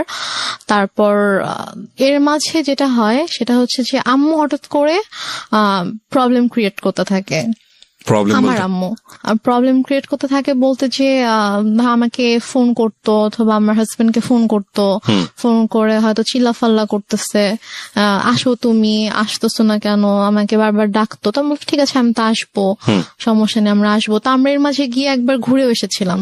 আচ্ছা, তো সিরাজগঞ্জ থেকে ঘুরে এসেছিলাম। তো তারপরে সে হঠাৎ করে একদিন বলতেছে যে তুমি একবারে চলে আসো। বলছি আমি একবারে কেন চলে আসবো? বলতেছে যে না, এই ছেলের সাথে তোমার থাকতে হবে না। আমি বলছি যে মানি কি, আমি এই ছেলের সাথে কেন থাকবো না, কি হয়েছে? বলছে যে না, তুমি চলে আসো, আমি এই ছেলের সাথে সংসার করতে দিব না, তোমার ডিভোর্স করাই দিব। তুমি আসো, তুমি আসবা, পড়াশোনা করবা ঠিক মতো, আমার কাছে থাকবা, তুমি আসো। মানে হঠাৎ করে এই ধরনের কথা কেন হঠাৎ বল? করে। আচ্ছা, তা আমি তখন বললাম যে আম্মু, তুমি নিজেই তো আমাকে বিয়ে দিয়েছো, তুমি নিজেই তো রাখতে চাওনি আমাকে, তাহলে এখন যেহেতু আমার একজনের সাথে বিয়ে হয়েছে, আমি এখানে সাথে একটা ফ্যামিলির সাথে আমি অ্যাড হয়েছি, এবং তার সাথে আমার ধীরে ধীরে ওরকম ভালো একটা বন্ডিং তৈরি হয়ে গিয়েছে, ওর ফ্যামিলি সবার সাথে আমার একটা ভালো বন্ডিং তৈরি হয়ে গেছে, এখন তো তুমি এটা বলতে পারো না।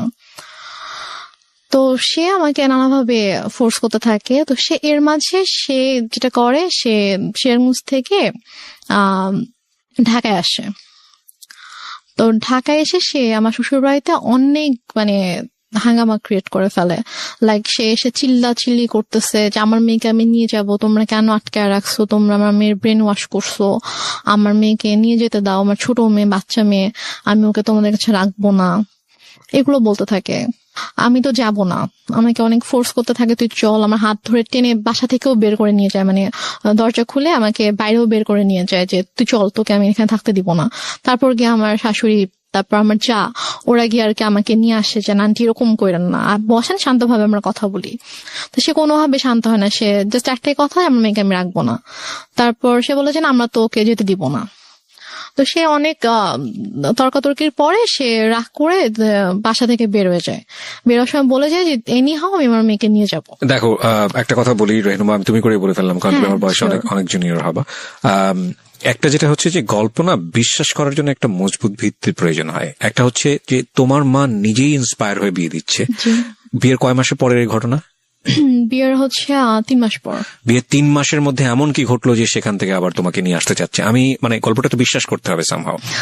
এটা ভাই আমি কথা বলতে থাকলে আপনি যখন আমার পুরো গল্পটা শুনবেন তখন আমি হয়তো বুঝতে পারবো। শেষ পর্যন্ত যখন আপনি শুনবেন তখন আপনি বুঝতে পারবেন যে প্রথম থেকে শেষ পর্যন্ত, আমার বাবার মৃত্যু থেকে একদম আমার শেষ পর্যন্ত, আজকের দিন পর্যন্ত কি ঘটেছে, কেন ঘটেছে, এটা আপনি নিজেই বুঝতে পারবেন। ফাইন। সো প্রিয় শ্রোতা, আমার মনে হয় একটু ধৈর্য ধরে আপনারা শুনুন। ওকে, বল। তো তারপরে আম্মু ওখানে এসে সিনকেট করার পর আমরা সবাই আর কি মানসিকভাবে একটু আপসেট হয়ে পড়ি। তো তারপর আর কি আমার শাশুড়ি বলে যে চলো আমরা কিছুদিন ঢাকার বাইরে থেকে ঘুরে আসি। তো আমার শ্বশুর বাড়ি ছিল ফেনীতে। তো তারপর আমরা ফেনীতে যাই, আমি কখনো যাইনি বিয়ের পরে ওদের গ্রামের বাড়িতে। তো তারপর আমাকে ফেনীতে নিয়ে যায়, আমি আমার হাজব্যান্ড, শ্বশুর শাশুড়ি, আমরা সবাই যাই। তো যাওয়ার পর ওখানে মোটামুটি ছোটখাটো একটা অনুষ্ঠানের মতো করে আর কি, বউ দেখানোর জন্য। তো তারপর ওখানে আমি আমার শ্বশুর শাশুড়ির সাথে 15 দিনের মতো ছিলাম। তো এর মাঝে যেটা হয়, আম্মু ওদের সব রিলেটিভস লাইক ওর চাচা, চাচি, মামা, খালা, ফুপু, যত রিলেটিভ আছে সবার নাম্বার কিভাবে কালেক্ট করে ফেলে। কালেক্ট করে সবাইকে ফোন দিয়ে সে বলে যে শাহেদ ভালো না, ওর আমার মেয়ে, ছোট একটা বাচ্চা মেয়েকে ও বিয়ে করছে, বিয়ে করে এখন ওকে টর্চার করতেছে, ওকে মারতেছে। তারপর আমার হচ্ছে চাচা শ্বশুরের ছেলেকে ফোন দিয়ে বলে যে উনি হচ্ছে পুলিশের ডিআইজি। তো ওনাকে ফোন দিয়ে কমপ্লেন করে যে আপনার ভাই আমার মেয়েকে টর্চার করে, আমি তো আপনাদের নামে মামলা করব। তো স্বাভাবিকভাবে সে যেহেতু আইনের একজন তো সে বলে যে আমি যতটুকু জানি আমার ভাই এরকম কিছু করার কথা না, ঠিক আছে আপনি যেহেতু আমার কাছে কমপ্লেন করেছেন আমি ব্যাপারটা দেখবো। তো উনি তারপর আমার হাজবেন্ডকে, আমার শ্বশুর শাশুড়িকে কথা বলে, ওনার সাথে কথা বলে বলে যে কি হয়েছে। তখন বলতেছে যে তুমি আমাদের কথা বিশ্বাস করবো না, তুমি বৌমার থেকে শুনো যে আমাদের কোনো দোষ নেই অথবা আমরা কিছু করি না, ওর মা এরকম সিন ক্রিয়েট করতেছে। ওর মা একটু অন্যরকম, ওর মাই এরকম ঝামেলা করতেছে, আমাদের ওর থেকে শুনো। তো ভাই আমার সাথে কথা বলে, বলার পর ভাইয়াকে বলি যে ভাইয়া এরকম কোনো সমস্যা নেই, শাহেদ আমার সাথে কোনো খারাপ ব্যবহার করেনি, আমাকে কখনো মারেনি, আর ওর সাথে আমার অনেক ভালো সম্পর্ক, কিন্তু আম্মু চাচ্ছে না যে আমি ওর সঙ্গে থাকি, এই জন্য আম্মু এরকম সিনকেট গুলো করছে, আপনি কিছু মনে করেন না। আমি খুবই সরি আমার মার পক্ষ থেকে। এবং ওদের ফ্যামিলি সবার কাছে আমি খুব মানে সরি বলি যে আমার জন্য আপনাদেরকে এত কিছু সহ্য করতে হচ্ছে। মানে ওদের কাছে কন্টিনিউয়াসলি সবার থেকে ফোন আসতে থাকে, ওদের সব রিলেটিভসরা ওদেরকে ফোন দেয় যে কি তোমরা নাকি বউ আটকে রেখে বউকে পিটাচ্ছ। তো সে যেটা করে যে ওদের মানে বাসার যে থানা ছিল ওই থানায় ফোন করে, থানার ওসিকে ফোন করে, ফোন দিয়ে বলে যে অমুক মানে অ্যাড্রেস বলে যে অমুক বাসার মধ্যে আমার মেয়েকে আটকে রাখছে, আমার মেয়েকে আমার কাছে আসতে দিচ্ছে না, আমার মেয়ে অনেক কান্নাকাটি করতেছে আমাকে ফোন দিয়ে, আপনারা প্লিজ ওখানে যান, গিয়ে আমার মেয়েকে আমার কাছে পাঠায় দেন। তখন ওরা বলে যে এটা তো অমুক স্যারের বাড়ি, তো স্যারের ফ্যামিলিতে তো এরকম হওয়ার কথা না, আমি আপনার কথা বিশ্বাস করতে পারছি না, ঠিক আছে আমাকে এটা দেখতে হবে। তো উনি দেন আমার ওই যে ভাসুরকে ফোন করে, ডিআইজি যিনি ওনাকে ফোন করে বলে যে স্যার এরকম একজন ফোন দিয়েছিল, এখন আমি কি করব, আমি কি যাবো আপনাদের বাসায়? তখন বলে যে আমার বাসায় যাওয়ার কোনো দরকার নেই, উনি আমাকেও ফোন দিয়েছিল, আমি কথা বলেছি, এরকম কিছু নেই, তুমি চাইলে তুমি যেতে পারো, গিয়ে আমার ভাইয়ের বোর কাছ থেকে শুনে আসতে পারো যে এরকম কিছু হয়েছে কিনা। তো সে বলে না স্যার আমি এটা দরকার মনে করছি না, তো উনি আর আসে না। তো তারপর গিয়ে তো ওই ভাইয়া যখন জানায় আমার হাজবেন্ডকে, তখন ও বলে যে অনেক হয়েছে, মান সম্মান নষ্টের একটা লিমিট থাকে, ফ্যামিলি সবার সামনে তো করেছিল, এখন এখানেও করছে, তো তুমি একটা কাজ করো, যেহেতু উনি মা যেহেতু এত করে চাচ্ছে তুমি ওনার কাছে গিয়ে থাকো, তুমি যাও, তুমি গিয়ে তার কাছে গিয়ে একটু বোঝা বলো যে এরকম কেন করতেছে, তুমি কিছুদিন তার কাছে থাকো, থাকলে হয়তো তার ভালো লাগবে। আচ্ছা, এটা বলে সে? হ্যাঁ এটা বলে। তো বলে সে, ও ঢাকায় ছিল, আমি ফেনীতে ছিলাম, তো ঢাকা থেকে ফেনীতে আসে, এসে আমাকে ঢাকায় নিয়ে দেন একদিন পরে আমাকে ও সিরাজগঞ্জে দিয়ে আসে আম্মুর কাছে। তো ওই যে আমি গেলাম, আমাকে আম্মু আর আসতে দেয় না, সে আমার হাজবেন্ডকে আসতে দেয় না, আমাকে বলে যে নিয়ে যাবো। 15-20 দিন ছিলাম, থাকার পর থেকে তো সবাই ফোন দিচ্ছে, শাশুড়ি ফোন দিচ্ছে, শ্বশুর ফোন দিচ্ছে যে ওকে পাঠান, ওকে নিয়ে আসুক। তো তারপর গিয়ে আমি আম্মুর কাছে থাকা শুরু করলাম। তারপর আমার হাজবেন্ডের সাথে অলমোস্ট মানে 3-4 মাসের মতো আমার দেখা হয়নি, কারণ আম্মু না আমাকে যেতে দিচ্ছিল ঢাকায়, না হচ্ছে ওকে আসতে দিচ্ছিল। ও আসতে চলে বলতেছিল যে আমার কিন্তু মানে ছোট মেয়ে, ওর কিন্তু 18 বছর হয়নি, নাবালক মেয়ে, আমি কিন্তু তোমার নামে মামলা করে দিব, এই ধরনের কথা বলেন। হ্যাঁ, এই ধরনের। কিন্তু যখন আপনাকে বিয়ে দেওয়া হয়েছিল সেই সময়টাতে পেপারে কি মা সাইন করেনি? না, মা সাইন করেনি। বিয়েটা কিভাবে হয়েছিল? বিয়েটা হয়েছিল হচ্ছে বাসায় কাজী এসেছিল, তো কাজী বিয়ে পড়িয়েছিল, মানে সাইনও নিয়েছিল, কাবির নামে সাইনও নিয়েছিল, তারপর ওখানে 4 জন সাক্ষীও ছিল, কিন্তু মার সাইন ছিল কিনা অথবা করেছিল কিনা সেটা আমার ঠিক মনে নেই। তো মনে হয় না মা সাইন করেছিল, কারণ পরে যখন আমি যখন পেপারস দেখেছিলাম তখন দেখেছি ওখানে যে সাক্ষীদের সাইন ছিল, আমার আর আমার হাজবেন্ডের ছিল। সাক্ষী ছিল হচ্ছে ওর 2 জন আঙ্কেল ছিল সাক্ষী, আর আমার পক্ষ থেকে আমার একটা মামা আর আমার একটা ভাইয়া ছিল। ফাইন, এখানে একটা বিষয় জড়িত আছে, ওর ফ্যামিলি থেকে কি লোকজন এখানে এসেছিল? হ্যাঁ। তোর ফ্যামিলির পক্ষ থেকে ওর বাবা মা কেউ সাইন করেনি পেপারে? না, ওর বাবা মা আসেনি বিয়েতে। কেন আসেনি? বাবা মা আসেনি, বাবা তখন অনেক অসুস্থ ছিল, আর ওর মা তো রাগ করেছিল জন্য ওর মা আসেনি। Renuma, this is totally unbelievable, cause অসুস্থ হলে তো বিয়েটা পিছিয়ে যাওয়ার কথা। বিয়েটা অসুস্থ ছিল বলতে উনি হচ্ছে প্যারালাইসিস ছিল, তো উনি তো চাইলেই উনি মুভ করতে পারতো না, বাট ওর মার আসার কথা, বাট ওর মাকে ওরা কোনোভাবেই কনভিন্স করতে পারেনি। তো ওর ভাই বোন, তারপর হচ্ছে ওর আঙ্কেল আন্টিরা সবাই এসেছিল। তো ওই ফার্স্ট রিলেটিভ যে হয় তারই তো সাইন করার কথা ডকুমেন্টসে। দেনমোহর কত ছিল? দেনমোহর আমার ঠিক মনে নাই, সম্ভবত 5 লাখ ছিল। আপনার ফার্স্ট বিয়ে অথচ আপনার দেনমোহরটা মনে নাই, এটা মানুষ কিন্তু সহজভাবে নিবে না, কারণ it's a very sensitive story, that's why I am asking. এবং আপনার পক্ষ থেকে তো আপনার মার অবশ্যই সাইন থাকার কথা, যেহেতু আপনার মা ইন্সপায়ার করছে বিয়েটা দেওয়ার জন্য, সো ওনারও সাইন নাই। তার মানে লজিক্যালি যদি আমি যাই তাহলে এখানে ওনার বিয়েতে মত ছিল না, এটা প্রথম থেকেই বোঝা যাচ্ছে, যদিও আপনার কথা অনুযায়ী বিষয়টা একদম ডিফারেন্ট। ওকে, 3 মাসের মধ্যে এত বড় কি ঘটনা ঘটে গেল যে কারণে মা তাকে নিয়ে আসবে, যেটা আমি আপনি একটু আগে বলেছেন যে পুরো গল্পটা শুনলে হয়তো বা জিনিসটা পুরোটা বোঝা যাবে। ওকে, সো আমাদের এখানে একটা ডিলেমা তৈরি হচ্ছে প্রিয় শ্রোতা, বাট আমরা এখনই কোনো রেজাল্টে না যাই, আমরা একটু সামনের দিকে যাই, দেখি লজিক্যালি মেলে কিনা। হ্যাঁ, তারপর কি হলো? তারপরে হচ্ছে আমার ওদের ফ্যামিলি থেকে সবাই আম্মুকে ফোন করতো, আম্মুকে বোঝানোর চেষ্টা করতো যে আমরা আসি, সামনাসামনি কথা বলে ঠিক করার চেষ্টা করি যে দেখি ঠিক হয় কিনা, আপনি কেন এরকম করছেন। তো বাট আম্মু বলেছে আমি এই বিষয়ে কোনো কথাই বলবো না, মানে একটাই কথা ছিল তার যে আমি আমার মেয়েকে সংসার করতে দিব না, আমি আপনার ছেলের সাথে রাখবো না। তো এদিকে আমার সাথেও কথা বলতে দিত না, লাইক আমার ফোন আম্মু আমার থেকে নিয়েছিল, আমার ফোন আমার কাছে রাখতে দিত না। আমার হাজবেন্ড ফোন করতো আম্মুর ফোনে, ফোন করলে আমাকে কখনো দিত কখনো দিত না। তো আমি অনেক কান্না করতাম, আমার মন অনেক খারাপ থাকতো যে আমি ওখানে যেতে চাই। আমি আম্মুকে অনেক ইভেন আমি আম্মুর পায়ে ধরেও কান্না করেছি, আম্মু তুমি কেন এরকম করছো আমাকে বলো। সে আমাকে কোনো কারণও বলতো না যে কেন সেরকম করছে। আমি বলছি আম্মু তুমি তো আমাকে বিয়ে দিয়েছো, এখন যখন আমি একটা জায়গায় গিয়েছি, আমার বিয়ে হয়েছে, আমি আমার হাজবেন্ডকে অনেক ভালোবাসি, আমি ওর ফ্যামিলির সাথে অনেক ভালোভাবে মিশে গিয়েছি, তো এখন কেন তুমি সবাইকে এরকম কষ্ট দিচ্ছ, আমাকে কেন তুমি কষ্ট দিচ্ছ আম্মু। যাই হোক, তারপরে গিয়ে আম্মু যেটা করলো যে ওদের সাথে অনেক কথাবার্তা যখন হলো, ও অনেক বার রিকোয়েস্ট করলো, তো বলো ঠিক আছে তুমি সিরাজগঞ্জ আসো, এসে ওর সঙ্গে দেখা করে যাও।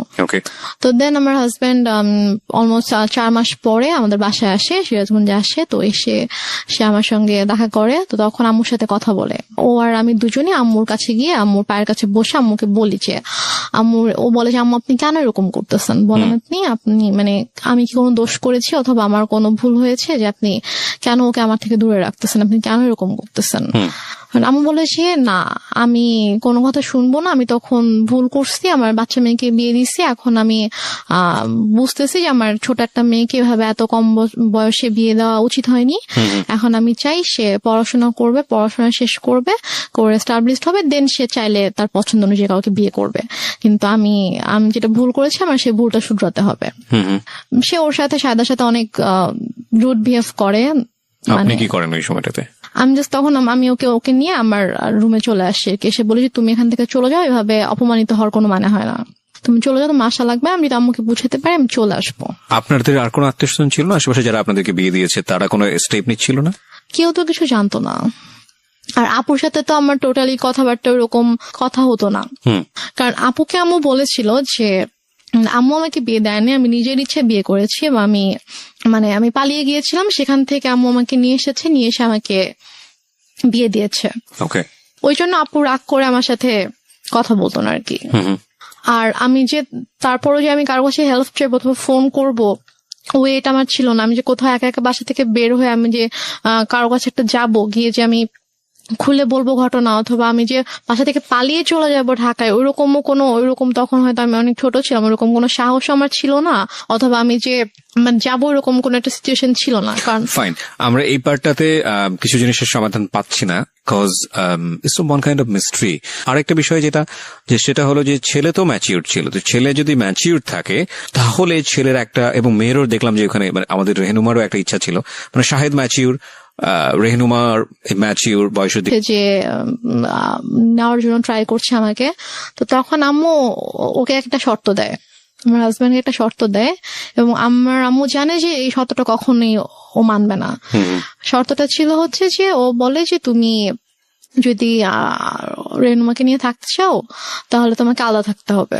আলাদা থাকতে হবে তোমার ফ্যামিলি থেকে? হ্যাঁ, আচ্ছা, তোমার ফ্যামিলি থেকে আলাদা থাকতে হবে, তুমি ওকে নিয়ে তুমি আলাদা একটা বাসা নিবা, তুমি তোমার আব্বু আম্মু তোমার ফ্যামিলির সাথে থাকবা না, এবং তোমার আব্বু আম্মু কখনো তোমার বাসায় আসবে না। আমি বলছি যে এটা কেমন কথা? তো বলে যে আপনি যদি ওকে নাও দেন তারপর আমি কখনো বাবা মাকে ছেড়ে আমি আলাদা বাসায় যাবো না, কারণ আমার বাবা মা আমার কাছে অবশ্যই আগে। আর প্লাস ঠিক আছে আপনি তো ওকে এখন আটকাচ্ছেন এটা বলে যে হ্যাঁ ওর তো এখন বয়স হয়নি, ওর ছোট, আপনি মামলা করতে পারবেন, বাট ও যখন ম্যাচিওর হবে, ওর যখন বয়স হবে তখন তোকে আপনি আটকাতে পারবেন না।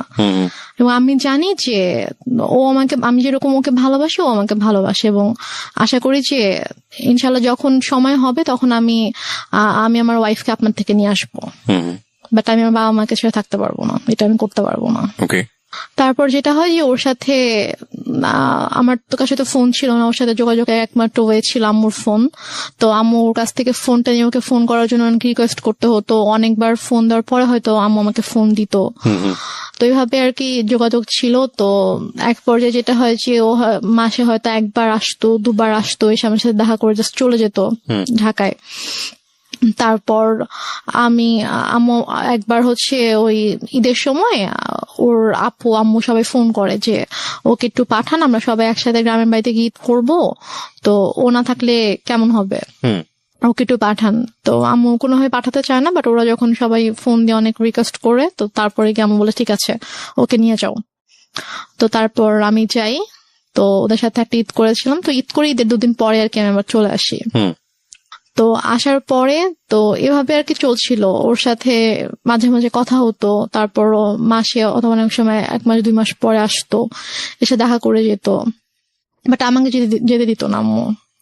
তো এদিকে আমার পরীক্ষা চলে আসছে, মানে এটা হচ্ছে 2011-তে আমার পরীক্ষা ছিল, এসএসসি পরীক্ষা ছিল।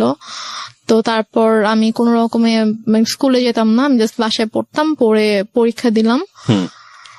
তো এরপরে যেটা হয়, হঠাৎ করে আম্মু টোটালি যোগাযোগ বন্ধ করে দেয়। ওকে বলে যে তুমি আর আসবা না ওর সাথে দেখা করতে। তো বলে যে হঠাৎ করে কেন, বুঝতে যে আসবা না, তুমি আর এসো না, আসলে তুমি যদি আসো এখানে অনেক বড় সিন ক্রিয়েট হবে, আমি পুলিশ ডাকবো, তুমি আসবা না। এটা আপনার মা বলে? হ্যাঁ, এটা আমার মা শাহিদকে বলে। তো ও যেটা করে, ও আসে না, কারণ ওদের সবচেয়ে বড় ভয়টা ছিল যে মান সম্মানের ভয়, যে যাবো পুলিশ ডাকবে, মান সম্মান নষ্ট হয়ে মানুষ জানতে পারবে, যে এটা তো খুবই বাজে একটা ব্যাপার হবে আসলে। তো ও আর আসে না, আম্মুকে ফোন দিত, আম্মু আমাকে ফোন দিত না।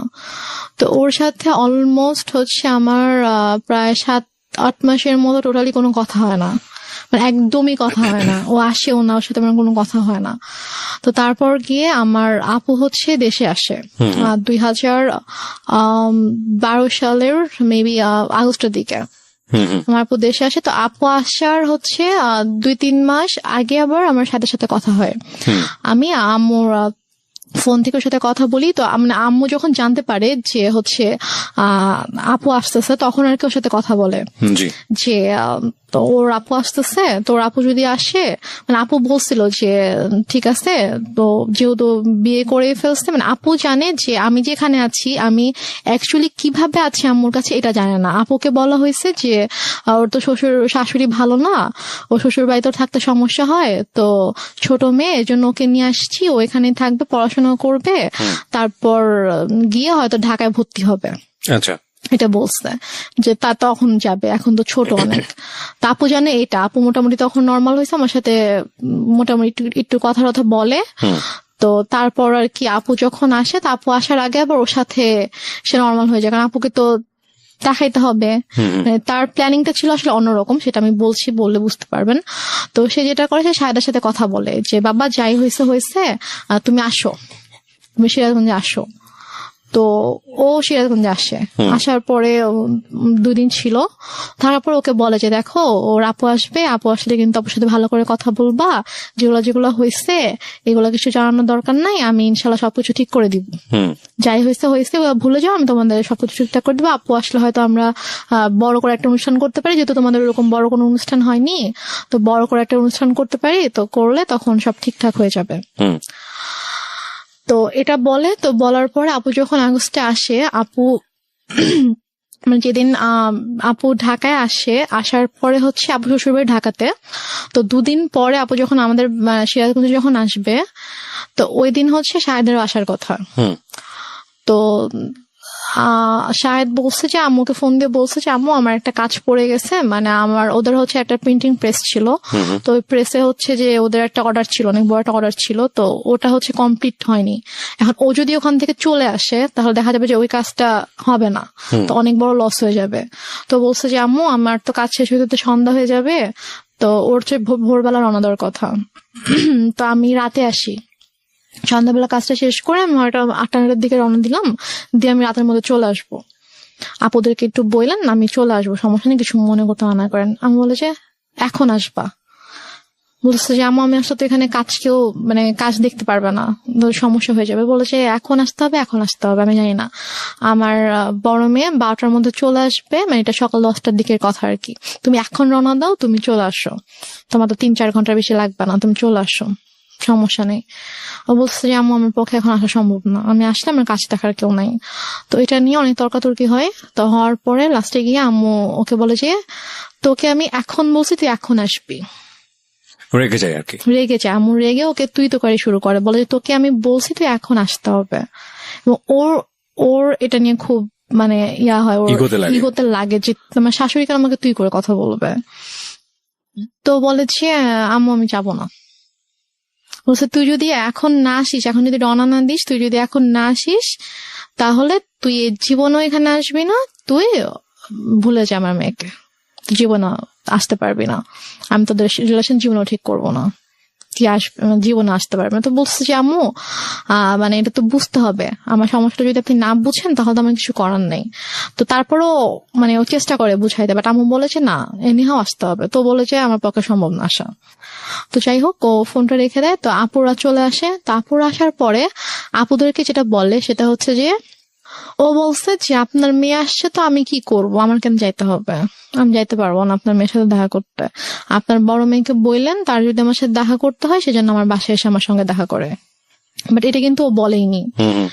তারপরে গিয়ে বলে যে আপু আপু এটা শুনে খুব হার্ট হয় যে কেন এটা বলবে, ও আমাদের ছোট, ওকে আমরা নিজেরা ডাকলাম যে হ্যাঁ আম্মু ওকে আসতে বললো, আমরা ওর সাথে দেখা হয়নি, ওর সাথে দেখা করব, তো ওর ফ্যামিলির সাথেও দেখা করব, তো ও কেন এভাবে রিয়াক্ট করছে। তো তারপরে গিয়ে বলে যে হ্যাঁ তোমাকে তো বলছিলামই ছেলে ভালো না, ছেলের মা ভালো না, ছেলে এরকমই, দেখছো কিরকম বেয়াদব। মানে আম্মু এটা করছে যে সম্পূর্ণ ইচ্ছাকৃত ভাবে। ফার্স্টে ওকে ওকে ঠিকঠাক করছে, ওর সাথে সম্পর্কটা ঠিক করছে, ঠিক করে ও আসছে। তারপর যেদিন আসবে, কারণ আসলে আপুর সাথে দেখা হলে তো সবকিছু নর্মাল হয়ে যেত, এবং হয়তো আপুর সাথে সম্পর্কটা যদি নর্মাল হয়ে যেত তখন যদি আমি শ্বশুরবাড়িতে চলে যেতাম তখন হয়তো আপুকে ডিটেল ঘটনাটা বলতে পারতাম যে আসলে ব্যাপারগুলো কিন্তু এতদিন এভাবে ভাবে ঘটেছে। আম্মু আসলে এটা চাইনি যে আমাদের সম্পর্কটা স্বাভাবিক হোক এবং আপুর সাথে ওর সম্পর্কটা স্বাভাবিক হোক। ওকে। তো ইচ্ছাকৃত ভাবে আম্মু এরকম সিন ক্রিয়েটটা করেছে। তো আপু ভাইয়া তো অনেক রেগে গেল। রেগে যাওয়ার পরে বলতেছে যে ঠিক আছে বাদ দেন, এই ছেলের সাথে আসলে দরকার নেই, সংসারের দরকার নেই, ওকে ইয়া করেন, ডিভোর্স পেপার পাঠায় দেন। বাট আপনি তখন কি বলছিলেন? আমি তখন বলছি যে আমি তো ডিভোর্স দিব না। আমাকে ভাইয়া জিজ্ঞেস করছে যে তুমি কি বলো, আমি বলছি আমি ডিভোর্স দিব না, কি করবা? আমি বলছি আমি ওখানে যাবো, আমি ওদের বাসায় যাবো। তো বলছে যে আম্মু তখন বলছে যে দেখছো কিরকম নির্লজ্জ মেয়ে, এইভাবে নিজের বোন ভাই মাকে অপমান করছে ওর জামাই, আর ও এরকম জামাইয়ের সাপোর্ট করে কথা বলছে, এখন ওখানে যেতে চাচ্ছে, কত বড় খারাপ মেয়ে, নির্লজ্জ মেয়ে, এগুলো বলছিল আর কি। তো তারপর গিয়ে ভাইয়া বলে যে তুমি কেন যেতে চাও, যে তোমার ভাই আপুকে অসম্মান করছে। আমি আমি মানে বলতে নিচ্ছিলাম যে ব্যাপারটা কিরকম হয়েছে, বাট আমি আম্মুর ভয় বলতে পারছিলাম না, যে আমি যদি বলতাম যে ঘটনাটা এরকম হয়েছে তখন আম্মু তো এটা নিয়ে অনেক সিন ক্রিয়েট করতো। তো দেন আর রাতের বেলা আপু বলছে যে আমি ভাবছি যে রাতের বেলা যখন ঘুমাতে যাবো, আম্মু যখন ঘুমিয়ে যাবে তখন আমি আপুকে গিয়ে বলবো যে আপু ঘটনাগুলো কিন্তু এরকম এরকম হয়েছে, তুমি ওকে ভুল বুঝো না, তুমি ব্যাপারটা প্লিজ সলভ করো, আমি এটা বলতে চেয়েছি। তো তারপর রাতে যখন আপুকে বলেছে আপু আমি তোমার সাথে ঘুমাবো, বলছে আচ্ছা ঠিক আছে। তো আম্মু যেটা বলে যে তোমরা দুই বোন ঘুমাবা, চলো আমরা তিনজন একসাথে ঘুমাই। কারণ আম্মু হয়তো বুঝতে পেরেছে যে আমি যদি আপুকে কিছু বলে দেই, রাইট রাইট, ওকে। তারপর বলে যে আমি তোমাদের সাথে ঘুমাবো। পরে আমি বলছি যে না আমি আর আপু ঘুমাবো রুমে, আর খাটে তো তিনজনের জায়গা হবে না। তো আপুর তখন বেবি ছিল 2টা। তো আপুর যে বড় বেবিটা ওর বয়স ছিল 2.5 বছর, তো ওর বাবার সাথে ঘুমাবে আর কি। তো আমি বলছি যে আমি আর পিচি বাবুটা আর আপু ঘুমাবো, তো বেডে তো জায়গা হবে না। সমস্যা না, আমি ফ্লোরে ঘুমাচ্ছি, তোমরা দুজনই শুধু গল্প করবা, মাকে নিবা না গল্পে, মানে সেরকম বলতেছে। তো পরে এখন ওখানে তার মানা করার কিছু নাই, সেভাবে বলছে। আপু বলছে ঠিক আছে আসো, সমস্যা নেই, আসো ফ্লোরে ঘুমাও। তো সে ফ্লোরে বেড করছে, আমি আপুকে বলতে পারলাম না, যে যেটা বলতে চেয়েছি বলতে পারলাম না। তো তারপর আমি অনেকবার চেষ্টা করেছি, আপু যে কয়দিন দেশে ছিল, আপু আমাদের বাসায় 2 দিন ছিল, তো ওই 2 দিনেও পারিনি। তারপর আপু যাওয়ার আগে যখন আমি ঢাকায় এসেছিলাম আম্মুর সাথে আপুর শ্বশুর বাড়িতে, তখন আমি বলার চেষ্টা করেছি, আমি সুযোগ পাইনি, মানে আম্মু আমাকে সুযোগটা দেয়নি, আমি আপুর সাথে একা কোনোভাবে কথা বলবো ওই সুযোগটা দেয়নি। ঢাকায়ও যখন আমরা ঘুমিয়েছে, আম্মু আমাকে নিয়ে ঘুমিয়েছে একটা রুমে। আপুর সাথে যখন দিনের মধ্যে স্বাভাবিকভাবে ওরা অনেক বিজি ছিল, তারপর আমি ট্রাই করেছি, সুযোগও পেয়েছি অনেক, বাট আম্মু কোনো না কোনো ভাবে আমাকে কথা বলতে দেয়নি আর কি। তো আমি যাই হোক আমি কথা বলতে পারিনি। তো আপু চলে গেল। আপু চলে যাওয়ার পরে এটা হচ্ছে 2012 সালে আপু সেপ্টেম্বরের দিকে চলে গেল। তো যাওয়ার পরে ওর সাথে ওই আগস্ট থেকে কিন্তু আমার আবার কোনো যোগাযোগ নেই। তো হঠাৎ করে 2013 সালের এপ্রিলে হঠাৎ করে আমার কাছে ফোন আসে যে আমার শ্বশুর অনেক অসুস্থ, উনি হসপিটালে ভর্তি এবং ডক্টর বলেছে যে হয়তো 2-1 দিনের মধ্যে, মানে আইসিইউতে ছিল, যে 2-1 দিনের মধ্যে হয়তো সে আর করবে না। তো উনি নাকি যখন মানে অসুস্থ হয়ে যায় আইসিইউতে যাওয়ার আগে নাকি উনি বলেছে যে মানে আমাকে দেখতে চায়, আমার কথা বলেছে যে ওকে একবার দেখতে চাই, ওকে একটু নিয়ে আসো। তো এই জন্য ওরা আবার ওদের বাবাকে প্রচন্ড ভালোবাসতো আর কি। তো ওরা সবাই আম্মুকে ফোন দিয়ে মানে এটাও বলছে, আন্টি আপনার পায়ে ধরি প্লিজ আপনি ওকে পাঠান, ওকে আব্বু দেখতে চাইছে। তো আম্মু কোনোভাবে রাজি হয় না। আমি অনেক কান্নাকাটি করে আম্মু প্লিজ যেতে দাও। আমার শ্বশুর আমাকে অনেক আদর করতেন, মানে আমি ওনাকে বাবা ডাকতাম, আমার আব্বুকে আমি বাবা ডাকতাম। তো মানে উনি আমাকে খুবই আদর করতো। তো আমি যখন শুনি যে এরকম অসুস্থ, আমার খুবই খারাপ লাগে। এবং আমার বাবা মারা যাওয়ার পর থেকে আমি যে কদিনই ওনার সাথে ছিলাম আমার কাছে জাস্ট মনে হয়েছে যে এটা আমার বাবা। তো আমি আম্মুকে অনেক রিকোয়েস্ট করি, তারপর ওরাও তো কন্টিনিউয়াসলি ফোন দিচ্ছিল। তারপর আম্মু বলে ঠিক আছে আমি ওকে নিয়ে আসতেছি, আমি নিয়ে যাব, আমি নিয়ে আসবো, তোমাদের আসতে হবে না। তো আম্মু আমাকে নিয়ে ঢাকায় আসার পরে তো হসপিটালে ছিল, আম্মু 2 দিন ছিল। 2 দিন রেডি করে দেন আমার পেপারস নিয়ে আসছে যে তুমি এখানে সাইন করে দাও। তো আমি বলছি কিসের পেপার? তো বলেছে যে এটা ডিভোর্স পেপার। তো আমি বলেছি যে আমি সাইন করব না, তোমাকে সাইন করতে হবে। আমি বলছি না আম্মু আমি করবো না সাইন। তো তারপর আম্মু আমাকে ফোর্স করে, আম্মুর সাথে একটু তর্কাতর্কি হয়, আম্মু আমাকে মানে একটু মারধরও করে। তো তারপর গিয়ে আমি ওই দিন সাইন করি না। তো তারপর গিয়ে তার কয়েকদিন পরে হঠাৎ করে আম্মু বলে যে সকালবেলা বলছে যে চলো এক জায়গায় যেতে হবে। তো আমি বললাম কোথায়? চলো গেলে দেখতে পাবা। তো গিয়েছি, তো যে দেখি যে একজন হচ্ছে লয়ার, তো ওনার বাসা আর কি। তো ওনার বাসায় গিয়েছি, তো ওনার বাসায় দেখি ওই লয়ারটা আছে, সাথে আরেকজন লোক আছে। পরে বুঝতে পারলাম উনি হচ্ছে কাজী। আচ্ছা। তো ওখানে গিয়ে আমাকে পেপারস গুলো নিয়ে বলছে যে নাও এখানে সাইন করো, সাইন করতেই হবে, এখানে কোনো সিনকিট করো না, এখানে সাইন করে দাও। তো আমি তো কিছুতেই সাইন করব না, আমি অনেক কান্নাকাটি করছিলাম। তো লয়ার ওয়াইফ বলছিল যে আপা আপনি তো বলেছেন যে আপনার মেয়ে নিজের ইচ্ছায় ডিভোর্স দিতে চায়, তো মেয়ে কেন কান্না করছে? ওকে, তাহলে কি মেয়ে চায় না? তো আমি তখন বলছি আঙ্কেল আমি চাই না, প্লিজ হেল্প মি, আমি চাই না আমার হাজবেন্ডকে ডিভোর্স দিতে। হ্যাঁ আমি লয়ারকে বলেছি আঙ্কেল আমি ওকে অনেক ভালোবাসি, আমি ওর সঙ্গে থাকতে চাই, ও আমার সঙ্গে থাকতে চায়, আম্মু ফোর্স করছে, আমি চাই না। তখন লয়ার বলে যে আপা আমি তো এটা করতে পারবো না, আপনি করেন, আপনি হচ্ছে আমি ওর হাজবেন্ডকে ডাকাবো, ওদেরকে সামনাসামনি কথা বলবো, বলে যদি দেখি যে না ওদের মধ্যে সমস্যা, ওরা সাথে থাকতে চায় না, তখন গিয়ে আমি এটা করবো। তার আগে আমি তো আপনার কথা শুনে বিশ্বাস করে ফেলেছিলাম যে আসলেই মানে ছেলে ভালো না, বাট মেয়ের অবস্থা দেখে তো আমি এখন বুঝতে পারছি যে না আসলে আপনি মিথ্যা বলেছেন। তো সে বলে যে আমি আপনাকে টাকা দিচ্ছি, আপনি আমার কাজ করবেন। সে বলে আপা আমি এটা করতে পারবো না। তো এটা নিয়ে আম্মু ওনার সাথে অনেক তর্কাতর্কি করার পর এক পর্যায়ে উনি বলে যে দেখেন আমার মেয়ে ছোট ছিল, ও কিছু বুঝতেছে না, ওকে কিভাবে বুঝাইছে ছেলেটা এরকম ভালো না, আপনি প্লিজ করেন, এটা করেন। আর আপনি ইমোশনাল কেন হচ্ছেন? এটা আপনার কাজ, আমি আপনাকে টাকা দিয়েছি কাজটা করার জন্য, সো আপনি কাজটা করেন। তো এখন লয়ার বলল ঠিক আছে। তো তারপর আমাকে অনেক বুঝাইলো যে দেখো যেহেতু এখন যাচ্ছে না, এখন কি করবা? তো লয়ার ওয়াইফ এসে আমাকে বলতেছে যে এখন মার কথা শুনতে হয়, মা যেহেতু বলছে, মা তো তোমার ভালোর জন্যই কিছু বলতেছে, মা তো তোমার খারাপ চাইবে না, তুমি হয়তো বুঝতে পারছো না, তুমি ছোট মানুষ, বাট তোমার আম্মু তো বুঝবে, সো থাক এরকম করো না, তুমি করো, সাইন করে দাও। তো দেন আমি সাইন করি, লয়ারের কিছু পেপারস ছিল, তারপর ওই কাজে যিনি এসেছিলেন তিনি ওনার কাছে কিছু পেপার ছিল, ওই কাজীটা ছিল হচ্ছে যে মানে আমাকে বিয়ে পড়িয়েছিল, ওই কাজটা ছিল। তো দেন উনি আমাকে বলতেছিল যে উনি আম্মুকে বলছিল যে আমি তো বিয়ে পড়িয়েছিলাম, হ্যাঁ, তো এর মাঝে এমন মানে কি সমস্যা হয়ে গেল, আবার আমি কিছু বুঝতে পারছি না, আবার এখন ও ওইভাবে কান্না করছে, মানে আমি তো আসলে কিছুই বুঝতে পারছি না। তা আম্মু ওনাকে একটা ধমক দিয়ে বলছে, আপনাকে তাতে কিছু বুঝতে হবে না, আপনাকে আমি পে করে আনছি, আপনার যেটা কাজ আপনি কাজ শেষ করে এখান থেকে চলে যান, এটা আমার পার্সোনাল ম্যাটার। তো তারপর যাই হোক ওখানে আমি এক পর্যায়ে আমি সিগনেচার করে দিই, করে আমরা বাসায় চলে আসি। তো বাসায় চলে আসার পরে আম্মু ওকে পেপারস গুলো তো অফিসিয়ালি পাঠিয়ে দেওয়া হয় শাহেদের কাছে। তো শাহেদ যখন পেপারস পায়, হাতে পায়, তখন শাহেদ আম্মুকে ফোন করে যে আম্মু এসব কি, এটা কেন? মিনিংটা হচ্ছে finally you sign the papers? হ্যাঁ, আমি পেপার সাইন করি। ওকে। তো তারপর শাহেদ যখন আমাকে ফোন করে যে আম্মু পেপার শেষে, আমি তো ওকে ডিভোর্স দিতে চাই না, আমি তো সাইন করবো না। তো বলেছে যে না, তোমাকে তো তুমি সাইন করো, তোমাকে সাইন করতে হবে, তো তোমাকে ডিভোর্স দিয়ে দিয়েছে। বলছে আমি ওর সাথে কথা বলতে চাই, ও আমাকে ডিভোর্স দিতে পারে না, আমি জানি ও আমাকে ডিভোর্স কখনোই দিবে না। তো বলে যে ওর সাথে কথা বলা যাবে না, আর আসলে ব্যাপারটা কি, তোমাকে এখন কিভাবে বলবো নিজের মেয়ের কথা, এখন ওর তো অন্য একটা ছেলের সাথে রিলেশন আছে।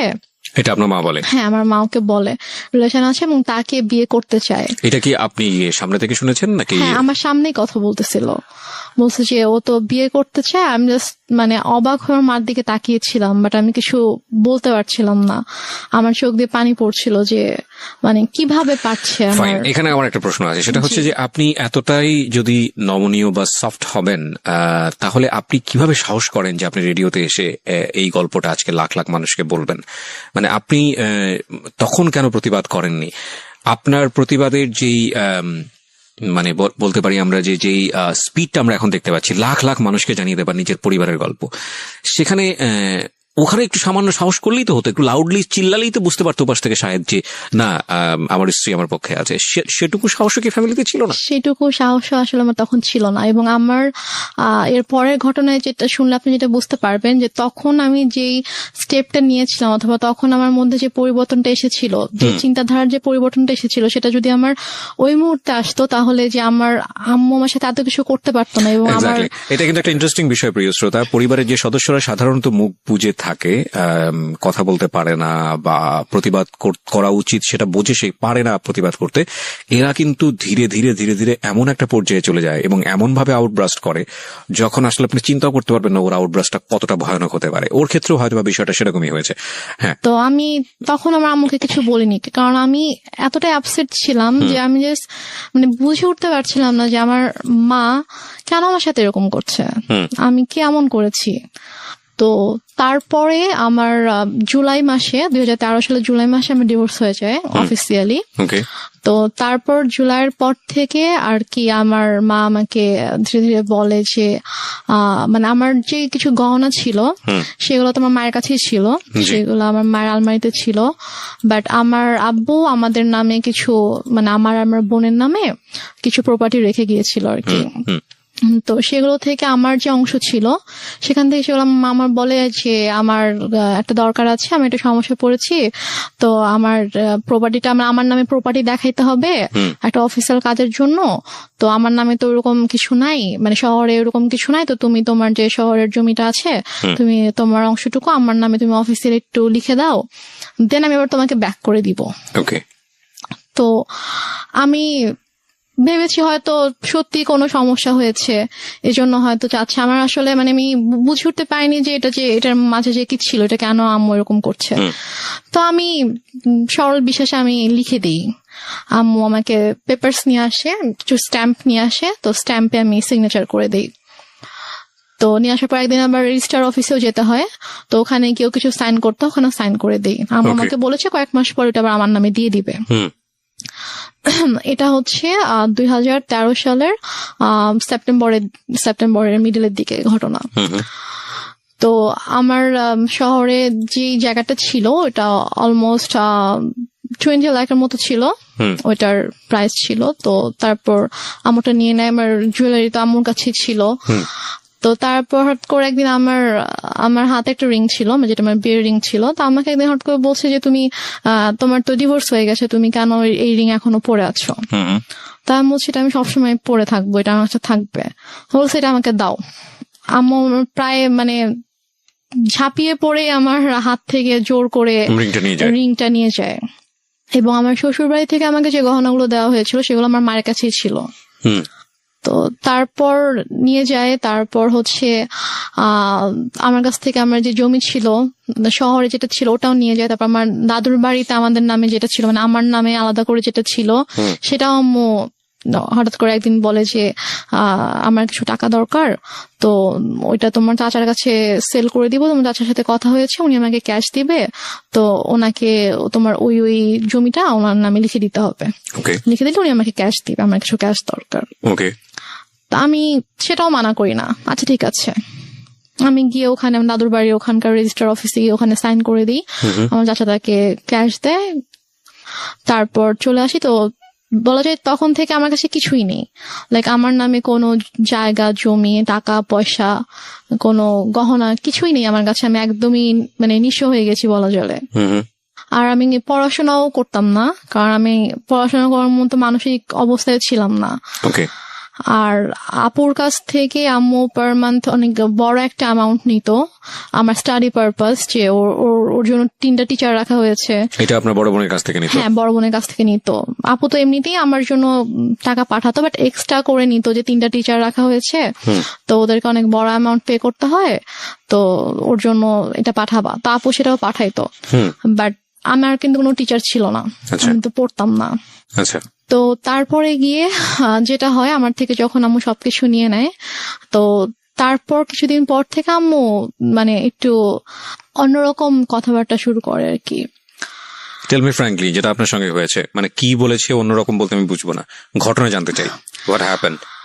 ঘটনা হচ্ছে আম্মু হঠাৎ করে একদিন আমাকে অনেক বাজে একটা প্রপোজাল দেয়। কি বলে? আম্মু আমাকে একদিন, আমি আমার রুমে ছিলাম, তো আমাকে এসে বলছে যে মানে একজনের নাম বলেছে যে অমুক বলেছে সে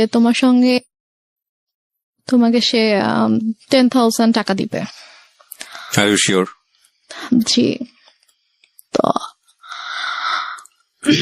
ফার্স্ট অফ অল আমি একটু থামাচ্ছি আপনাকে, বিকজ এটা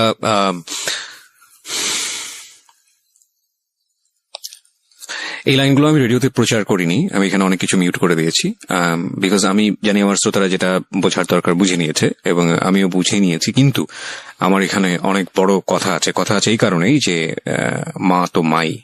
আমি বললাম তো আপনাকে, শেষ পর্যন্ত সে যাই করুক না কেন সে আমাদের কাছে সম্মানেরই থাকবে, কিন্তু এটা আপনার জীবনে ঘটেছে, সে কারণেই এটা জীবন গল্প। আমি আপনাকে আবারও সতর্ক করছি রেনুমা, এই গল্পটা রেডিওতে এখন মানুষ শুনছে এবং আমাদের ইউটিউবে সারাটা জীবন এটা থেকে যাবে। হ্যাঁ, সো ইফ ইউ হ্যাভ, মানে আপনার এখনো চান্স আছে, আপনি যদি মনে করেন যে না আপনি যেটা বলেছেন সেটা আপনি উইথড্র করবেন, ইউ ক্যান উইথড্র দিস। হ্যাঁ, আমি দরকার হলে এই লাইন সবগুলো বাদ দিয়ে দিব, রেডিওতে প্রচার করব না। হ্যাঁ, যেভাবে এটা হয়েছে বা যা হয়েছে, যদি আপনি মিথ্যা বলে থাকেন, কারণ মা কিন্তু মাই। এবং একটা বড় জিনিস কি আমি বলি, সৃষ্টিকর্তা পৃথিবীতে আমাদেরকে সর্বশ্রেষ্ঠ যে উপহারটা দিয়েছেন সেটা হচ্ছে মা। হ্যাঁ, এবং পৃথিবীর একটা কথা আছে না, খুনি যদি সন্তান যদি খুন করে পৃথিবীর কোথাও জায়গা নেই, কিন্তু মায়ের আঁচলের নিচে সে জায়গা পায়। এমন একটা, আমি বলছি না যে খুন করে মায়ের আঁচলের নিচে জায়গা পায় মানে হচ্ছে মা খুব ভালো বা এরকম কোনো কিছু না, মানে আমি বলতে চাচ্ছি যে কোথাও যদি জায়গা না থাকে তাহলে এরকম একটা জায়গা আছে। এবং মায়ের ব্যাপারে আমাদের ধর্ম, ইসলাম ধর্ম যেটা বলে, সর্বোচ্চ রকম সহনশীল হতে বলেছে। এবং বাবা মায়ের সেবা দানের জায়গাটাতে এমন বলা হয়েছে যে যখন তারা বৃদ্ধ হয় তখন তাদের কেমন ভাবে লালন পালন করো, যেভাবে তোমাদেরকে ছোটবেলায় লালন পালন করা হয়েছে, এবং শব্দটি পর্যন্ত উচ্চারণ করো না, এইরকম প্রায়োরিটি দেওয়া হয়েছে। তো এবং আরো আপনি যদি নিজে খোঁজ করেন আপনি নিজেই দেখতে পারবেন। আমি একজন ধর্মীয় বেত্তা নই, আমি যতটুকু জানি ততটুকু আপনার সঙ্গে শেয়ার করলাম। তো এটা তো ধর্মীয় দিক, আপনি ধর্মীয় দিকের বাইরেও যদি আসেন, সামাজিক ভাবেও যদি আসেন, পারিবারিক ভাবেও আসেন, একটা মা সমাজের জন্য, পরিবারের জন্য কত বড় ভূমিকা রাখে এটা বলার অপেক্ষা রাখে না, সেটা সারা দুনিয়া ব্যাপী সমান। But your case is truly exceptional যদি সেটা হয়ে থাকে। সো আমি আপনাকে আরেকবার সুযোগ দিচ্ছি যে আপনি যেটা বলছেন চাইলে আপনি সেটা উইথড্র করতে পারেন। আমি সেটা উইথড্র করব না, কারণ এটা আমার সাথে ঘটেছে। আমার নিজের মা যে আমাকে জন্ম দিয়েছে সে আমার সাথে এরকম করেছে। ওকে, তারপর কি হলো? তারপর আমার মা আমাকে এভাবে বলার পরে আমি এতদিন সবকিছু সহ্য করেছি। আমি হয়তো টুকটাক তর্ক করেছি, ঝগড়া করেছি, বাট ওরকম এক্সট্রিম লেভেলের আমি কখনো কিছু করিনি, আমি চুপই থেকেছি। বাট আমাকে যেদিন থেকে এই কথাটা বললো তখন থেকে আমি আর কি টোটালি আমি বুঝে যাই না এই মানুষটা কখনো আমার ভালো চায়নি। তো আপনার লেখাপড়া কি ওই সময়টাতে স্টপ ছিল? আমার লেখাপড়া স্টপই ছিল, কারণ আগে আমি মেন্টালি ডিপ্রেসড ছিলাম, আমি পড়তে পারতাম না, আমি পড়তাম না। তারপর বাসায় কোনো টিচারও ছিল না। যে লোকটার নাম বলা হয়েছে সে লোকটাকে কি আপনি চিনতেন? হ্যাঁ, লোকটাকে আমি চিনতাম। ওনার কি আসা যাওয়া ছিল আপনার বাড়িতে? না, আমাদের বাসায় আসা যাওয়া ছিল না, কিন্তু উনি হচ্ছে আমাদের আমাদের যে এলাকাটায় আমরা ছিলাম ওই এলাকারই ছিল উনি। উনি কি প্রভাবশালী লোক ছিল? মোটামুটি। ওকে, আচ্ছা তারপরে আমার মা, আমি জাস্ট স্ট্রেট বলে দেই যে আমার পক্ষে এটা সম্ভব না। তখন আমাকে বলে যে তোমার কি আরো বেশি টাকা লাগবে? তা আমি বলি যে না, আমার টাকা লাগবে না, বাট আমি এই ধরনের কোনো কিছু করবো না। সো প্লিজ তুমি কখনো এই ধরনের কথা আমাকে অভাব তো বলবা ছিল না। না আপনাদের ফ্যামিলিতে? না, আমার ফ্যামিলিতে কখনো মানে আর্নিং সোর্সের দিক থেকেও তো কোনো সমস্যা ছিল না? আর্নিং সোর্সে কোনো প্রবলেম ছিল না, আমাদের যে টাকা পয়সার কোনো সমস্যা থাকা সেটাও ছিল না। আর আমার টোটাল খরচটা আপু বেয়ার করতো, এবং আম্মুর জন্য একটা বড় একটা অ্যামাউন্ট পাঠাতো। মানে আমাদের তখনও কি টাকা আপনি পয়সার কোনো সমস্যা ছিল আপনার না। ফ্যামিলিতে অভিভাবক বলতে আপনার মার পরে তো আপনার আপু ছিল, তখনও বিষয়গুলো আপনি কেন আপুকে জানাচ্ছিলেন না? আপুর সাথে আমার কমিউনিকেট করার কোনো ওয়ে রাস্তাটাই ছিল না, মানে একদম গৃহবন্দী থাকতেন টোটালি।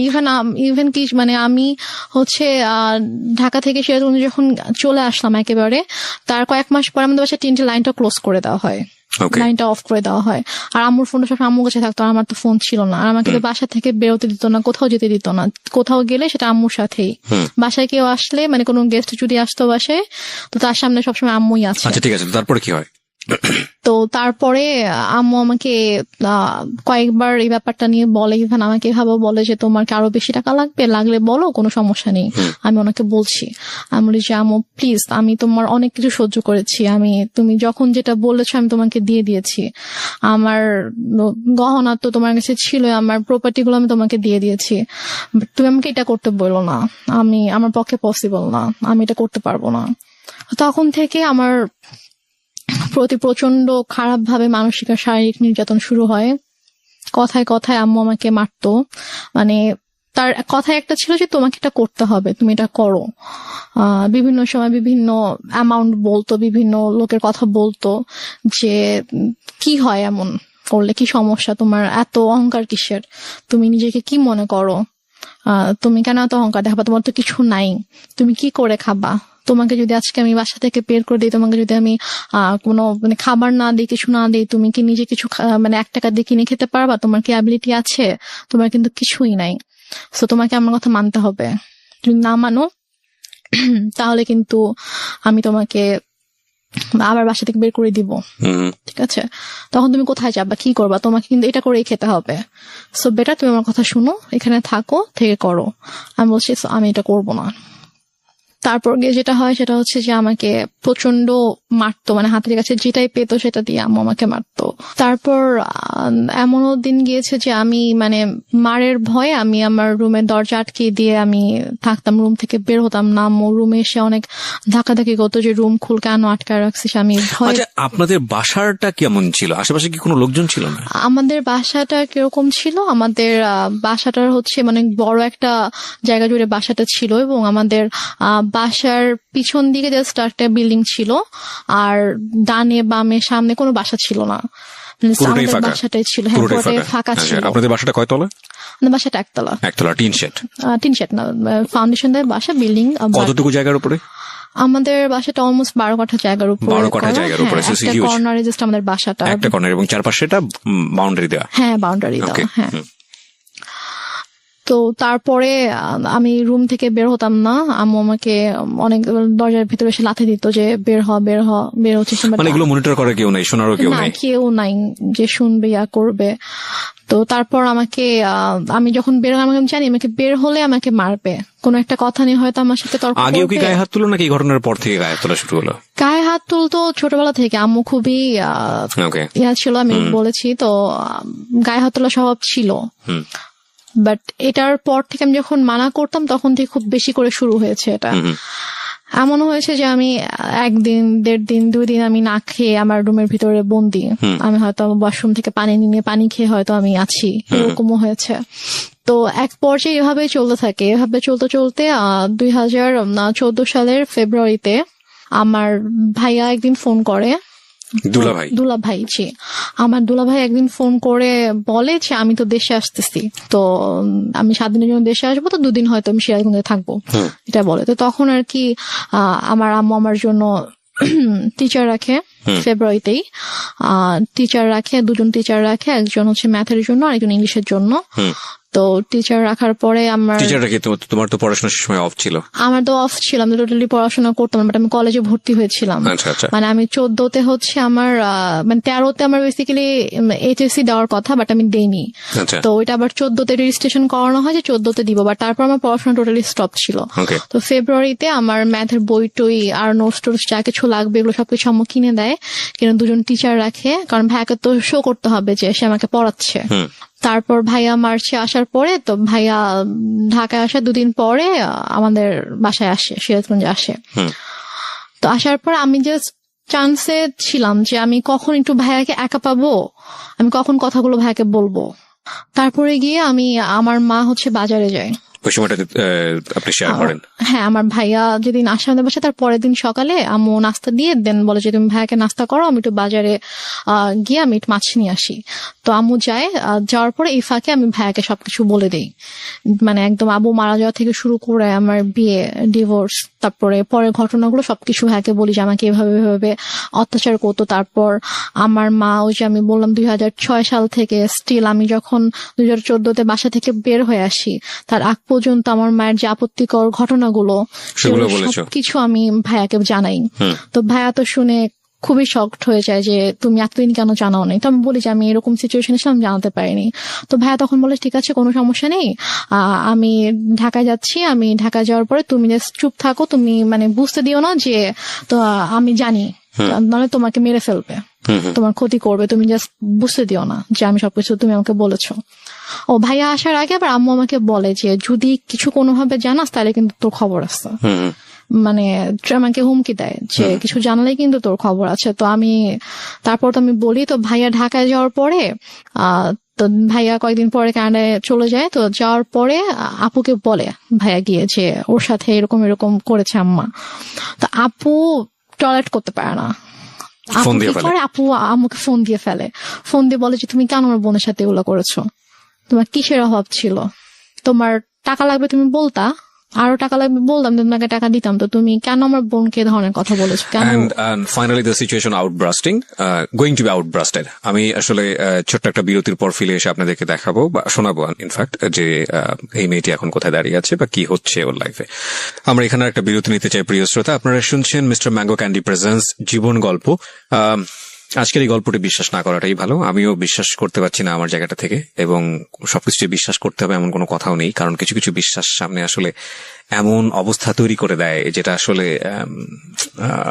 নিজেকে অস্বস্তির মধ্যে ফেলে দেয়। কি বলবো বলুন, পৃথিবীতে এখন সবকিছুই সম্ভব। এবং এই যে আপনারা যারা ফেসবুকে আছেন, এখন তার ফেসবুকে নাই এমন লোক খুঁজে পাওয়া খুব মুশকিল। কিছুদিন আগে এরকম একটা ভিডিও দেখলাম, কলকাতার ভারতের একটা ভিডিও, যে ছেলে বাবাকে পেটাচ্ছে, এবং সেটার পেছনে আপনি দেখেছেন কিনা জানি না, আপনি যদি ফেসবুকে আছেন, সেটা হচ্ছে যে বাবাকে বোধহয় তার ওয়াইফকে মানে তার একটু মিষ্টি খাইয়ে দিয়েছিল, এবং মা হচ্ছে সুগারের পেশেন্ট বা কোনো একটা কিছু, এবং সেটার জন্য সে পেটাচ্ছে তাকে। ওই ভিডিওটা ভাইরাল হওয়ার পর তাকে পুলিশ অ্যারেস্ট করে। এবং ইন্টারেস্টিং ফ্যাক্ট হচ্ছে হলো সেই বাবাই কোর্টে গিয়ে বলেছে যে আমার ছেলে একটা, তাকে যদি না ছেড়ে দেওয়া হয় আমি সুইসাইড করব, এবং কোর্ট বাধ্য হয়ে তাকে ছেড়ে দিয়েছে। সো এই টোটাল আমি আসলে পুরো ব্যাপারটা নিয়ে কথা বলতে চাচ্ছিলাম। আমি বলছিলাম দেখেন, ওই একটা ছেলে যাকে এত কষ্ট করে মানুষ থাকে। তো এক পর্যায়ে একদিন সকালবেলা যেটা হয়, আমি ঘুম থেকে উঠে বাইরে গিয়েছি সকাল 9টার দিকে। তো আমি পানি খাওয়ার জন্য আমি ডাইনিং এ গিয়েছি। তো আমাদের বাসাটা হচ্ছে ড্রয়িং আর ডাইনিং একসঙ্গে। তো ড্রয়িং রুম দিয়ে আর কি ডাইনিং এ ঢুকতে হয় আমার বেডরুম থেকে বের হয়ে। তো আমি গিয়েছি, তো দেখি যে একজন লোক বসে আছে আমার ড্রয়িং রুমে। তো আমি ফেস চিনতাম, উনিও আমাদের এলাকারই ছিল, আমি ওর ফেস চিনতাম। তো আমি জাস্ট সালাম দিয়েছি, সালাম দিয়ে আমি ডাইনিং এ গিয়েছি, গিয়ে ফ্রিজ থেকে পানি খুলে আমি পানি খাচ্ছি। তো এর মধ্যে দেখেছি ওই লোকটা ডাইনিং এসেছে। তো আমি বলেছি যে আপনার কিছু মানে লাগবে, আপনি এখানে কেন?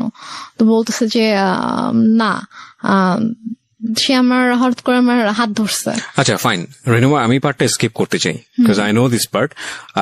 স্কিপ করতে চাই কারণে যে আসলে আমার মনে হয় এটা এনাফ। মানে তোমার সম্পর্কটা কেমন ছিল ফ্যামিলিতে এইটুকু বলার, এইটুকু যতটুকু হয়েছে এতক্ষণ ধরে বলা, এটা এনাফ। বাট থাক না, কিছু বিষয়ে আমরা নাই বাই রিভিল করি। ওকে, সো এসকেপ করো এটা। তারপরে কি হয়? এই মা তো নিশ্চয়ই বাসায় ফিরে অনেক বেশি টর্চার করে। ঘটনাটার পরে যেটা হয়, আমি জাস্ট হাতটা ছাড়িয়ে নিয়ে আমি আমার রুমে চলে যাই। তো চলে যাওয়ার পরে তো মা বাসায় আসার পরে আসলে ওই দিন থেকে আমার প্রতি মানে আরো বেশি শুরু হয়ে যায় আর কি। লাইক আমার পরীক্ষাও কাছে এগিয়ে আসছে। আমার এপ্রিলের 1 তারিখ থেকে পরীক্ষা ছিল। তো এটা হচ্ছে মার্চের লাস্টের দিকে ঘটনা। তো আম্মু যেটা করতো সেটা হচ্ছে যে আমার খাবারের ভিতরে ঘুমের ওষুধ মিশিয়ে রাখতো। মিশিয়ে দিয়ে দেখা যেত যে আমি ঘুমিয়ে থাকতাম, আমি পড়তে পারতাম না। তো মানে এরকম। তারপর হচ্ছে মানে আমাকে ঠিক মতো, হয়তো আমি যদি খাবার না খেতাম, যদি বলতাম যে আমি নিজে কুক করে খাই, তো বলতো যে না, তুমি নিজে কুক করতে পারবা আচ্ছা, না। আমি না নিতে পারতেছি না এই কারণে মানে একদম টু বি ফ্র্যাঙ্ক বলি, সেটা হচ্ছে এই মা শব্দটা। সো এটা তোমার লাইফে অনেক ভয়ানক রকমের, হয়তো অনেক ট্রমা জাতীয় কোনো কিছু, বাট আমাদের প্রত্যেকের জীবনেই এটা অনেক রেসপেক্টের জায়গাটা থেকে আমরা বরং আর না যাই। আমি বরং কিছু কোশ্চেন করে আজকের অনুষ্ঠানটা ইতির দিকে নিয়ে আসি। I am sorry to say, because আমি তোমার সঙ্গে লম্বা সময় ধরে কথা বলেছি এবং আমি জানি বিষয়গুলো আরো ইন ডিটেলে আনা উচিত। হয়তো অনেক শ্রোতাই আমার এই হঠাৎ করে থামিয়ে দেওয়ার বিষয়টা নিয়ে এসে অনেক বেশি মনক্ষুণ্ণ হবেন, কিন্তু আপনারা যতটুকু বোঝার বুঝে নেবেন। আমার মনে হয় যে এটা আসলে আর বেশি ইন ডিটেলে যাওয়ার দরকার নেই, বরং আমরা ওর সাহসের দিকগুলো আপনাদেরকে একটু দেখাই। সেটা হচ্ছে যে এক পর্যায়ে গিয়ে ফাইনালি তো আপনি সিদ্ধান্ত নিলেন যে না, আপনি আর এই বাসায় থাকবেন না। জি, সেটা কত সালে? সেটা আমার ভাইয়া যখন আমাকে চলে যায়, তখন আমাকে বলে যায় যে তুমি জাস্ট পরীক্ষাটা শেষ করো, আমি এর মধ্যে সব ব্যবস্থা করব, তুমি পরীক্ষাটা শেষ করেই তুমি বের হয়ে যাবা। আচ্ছা, তোমাকে পরীক্ষাটা দেওয়াতাম না এখান থেকে, তোমাকে এখনই নিয়ে যেতে পারতাম, কিন্তু তোমার অলরেডি পড়াশোনায় 2 বছর গ্যাপ হয়েছে। তো তুমি যদি এখন আবার পরীক্ষাটা না দাও, তোমার দেখা যাবে আরো 2 বছর তোমার গ্যাপ যাবে। তো আমি চাই না যে তোমার লাইফ থেকে অনেক কিছু নষ্ট হয়েছে, তো আমি চাই না আরো 2 বছর তুমি নষ্ট করো। Okay. তো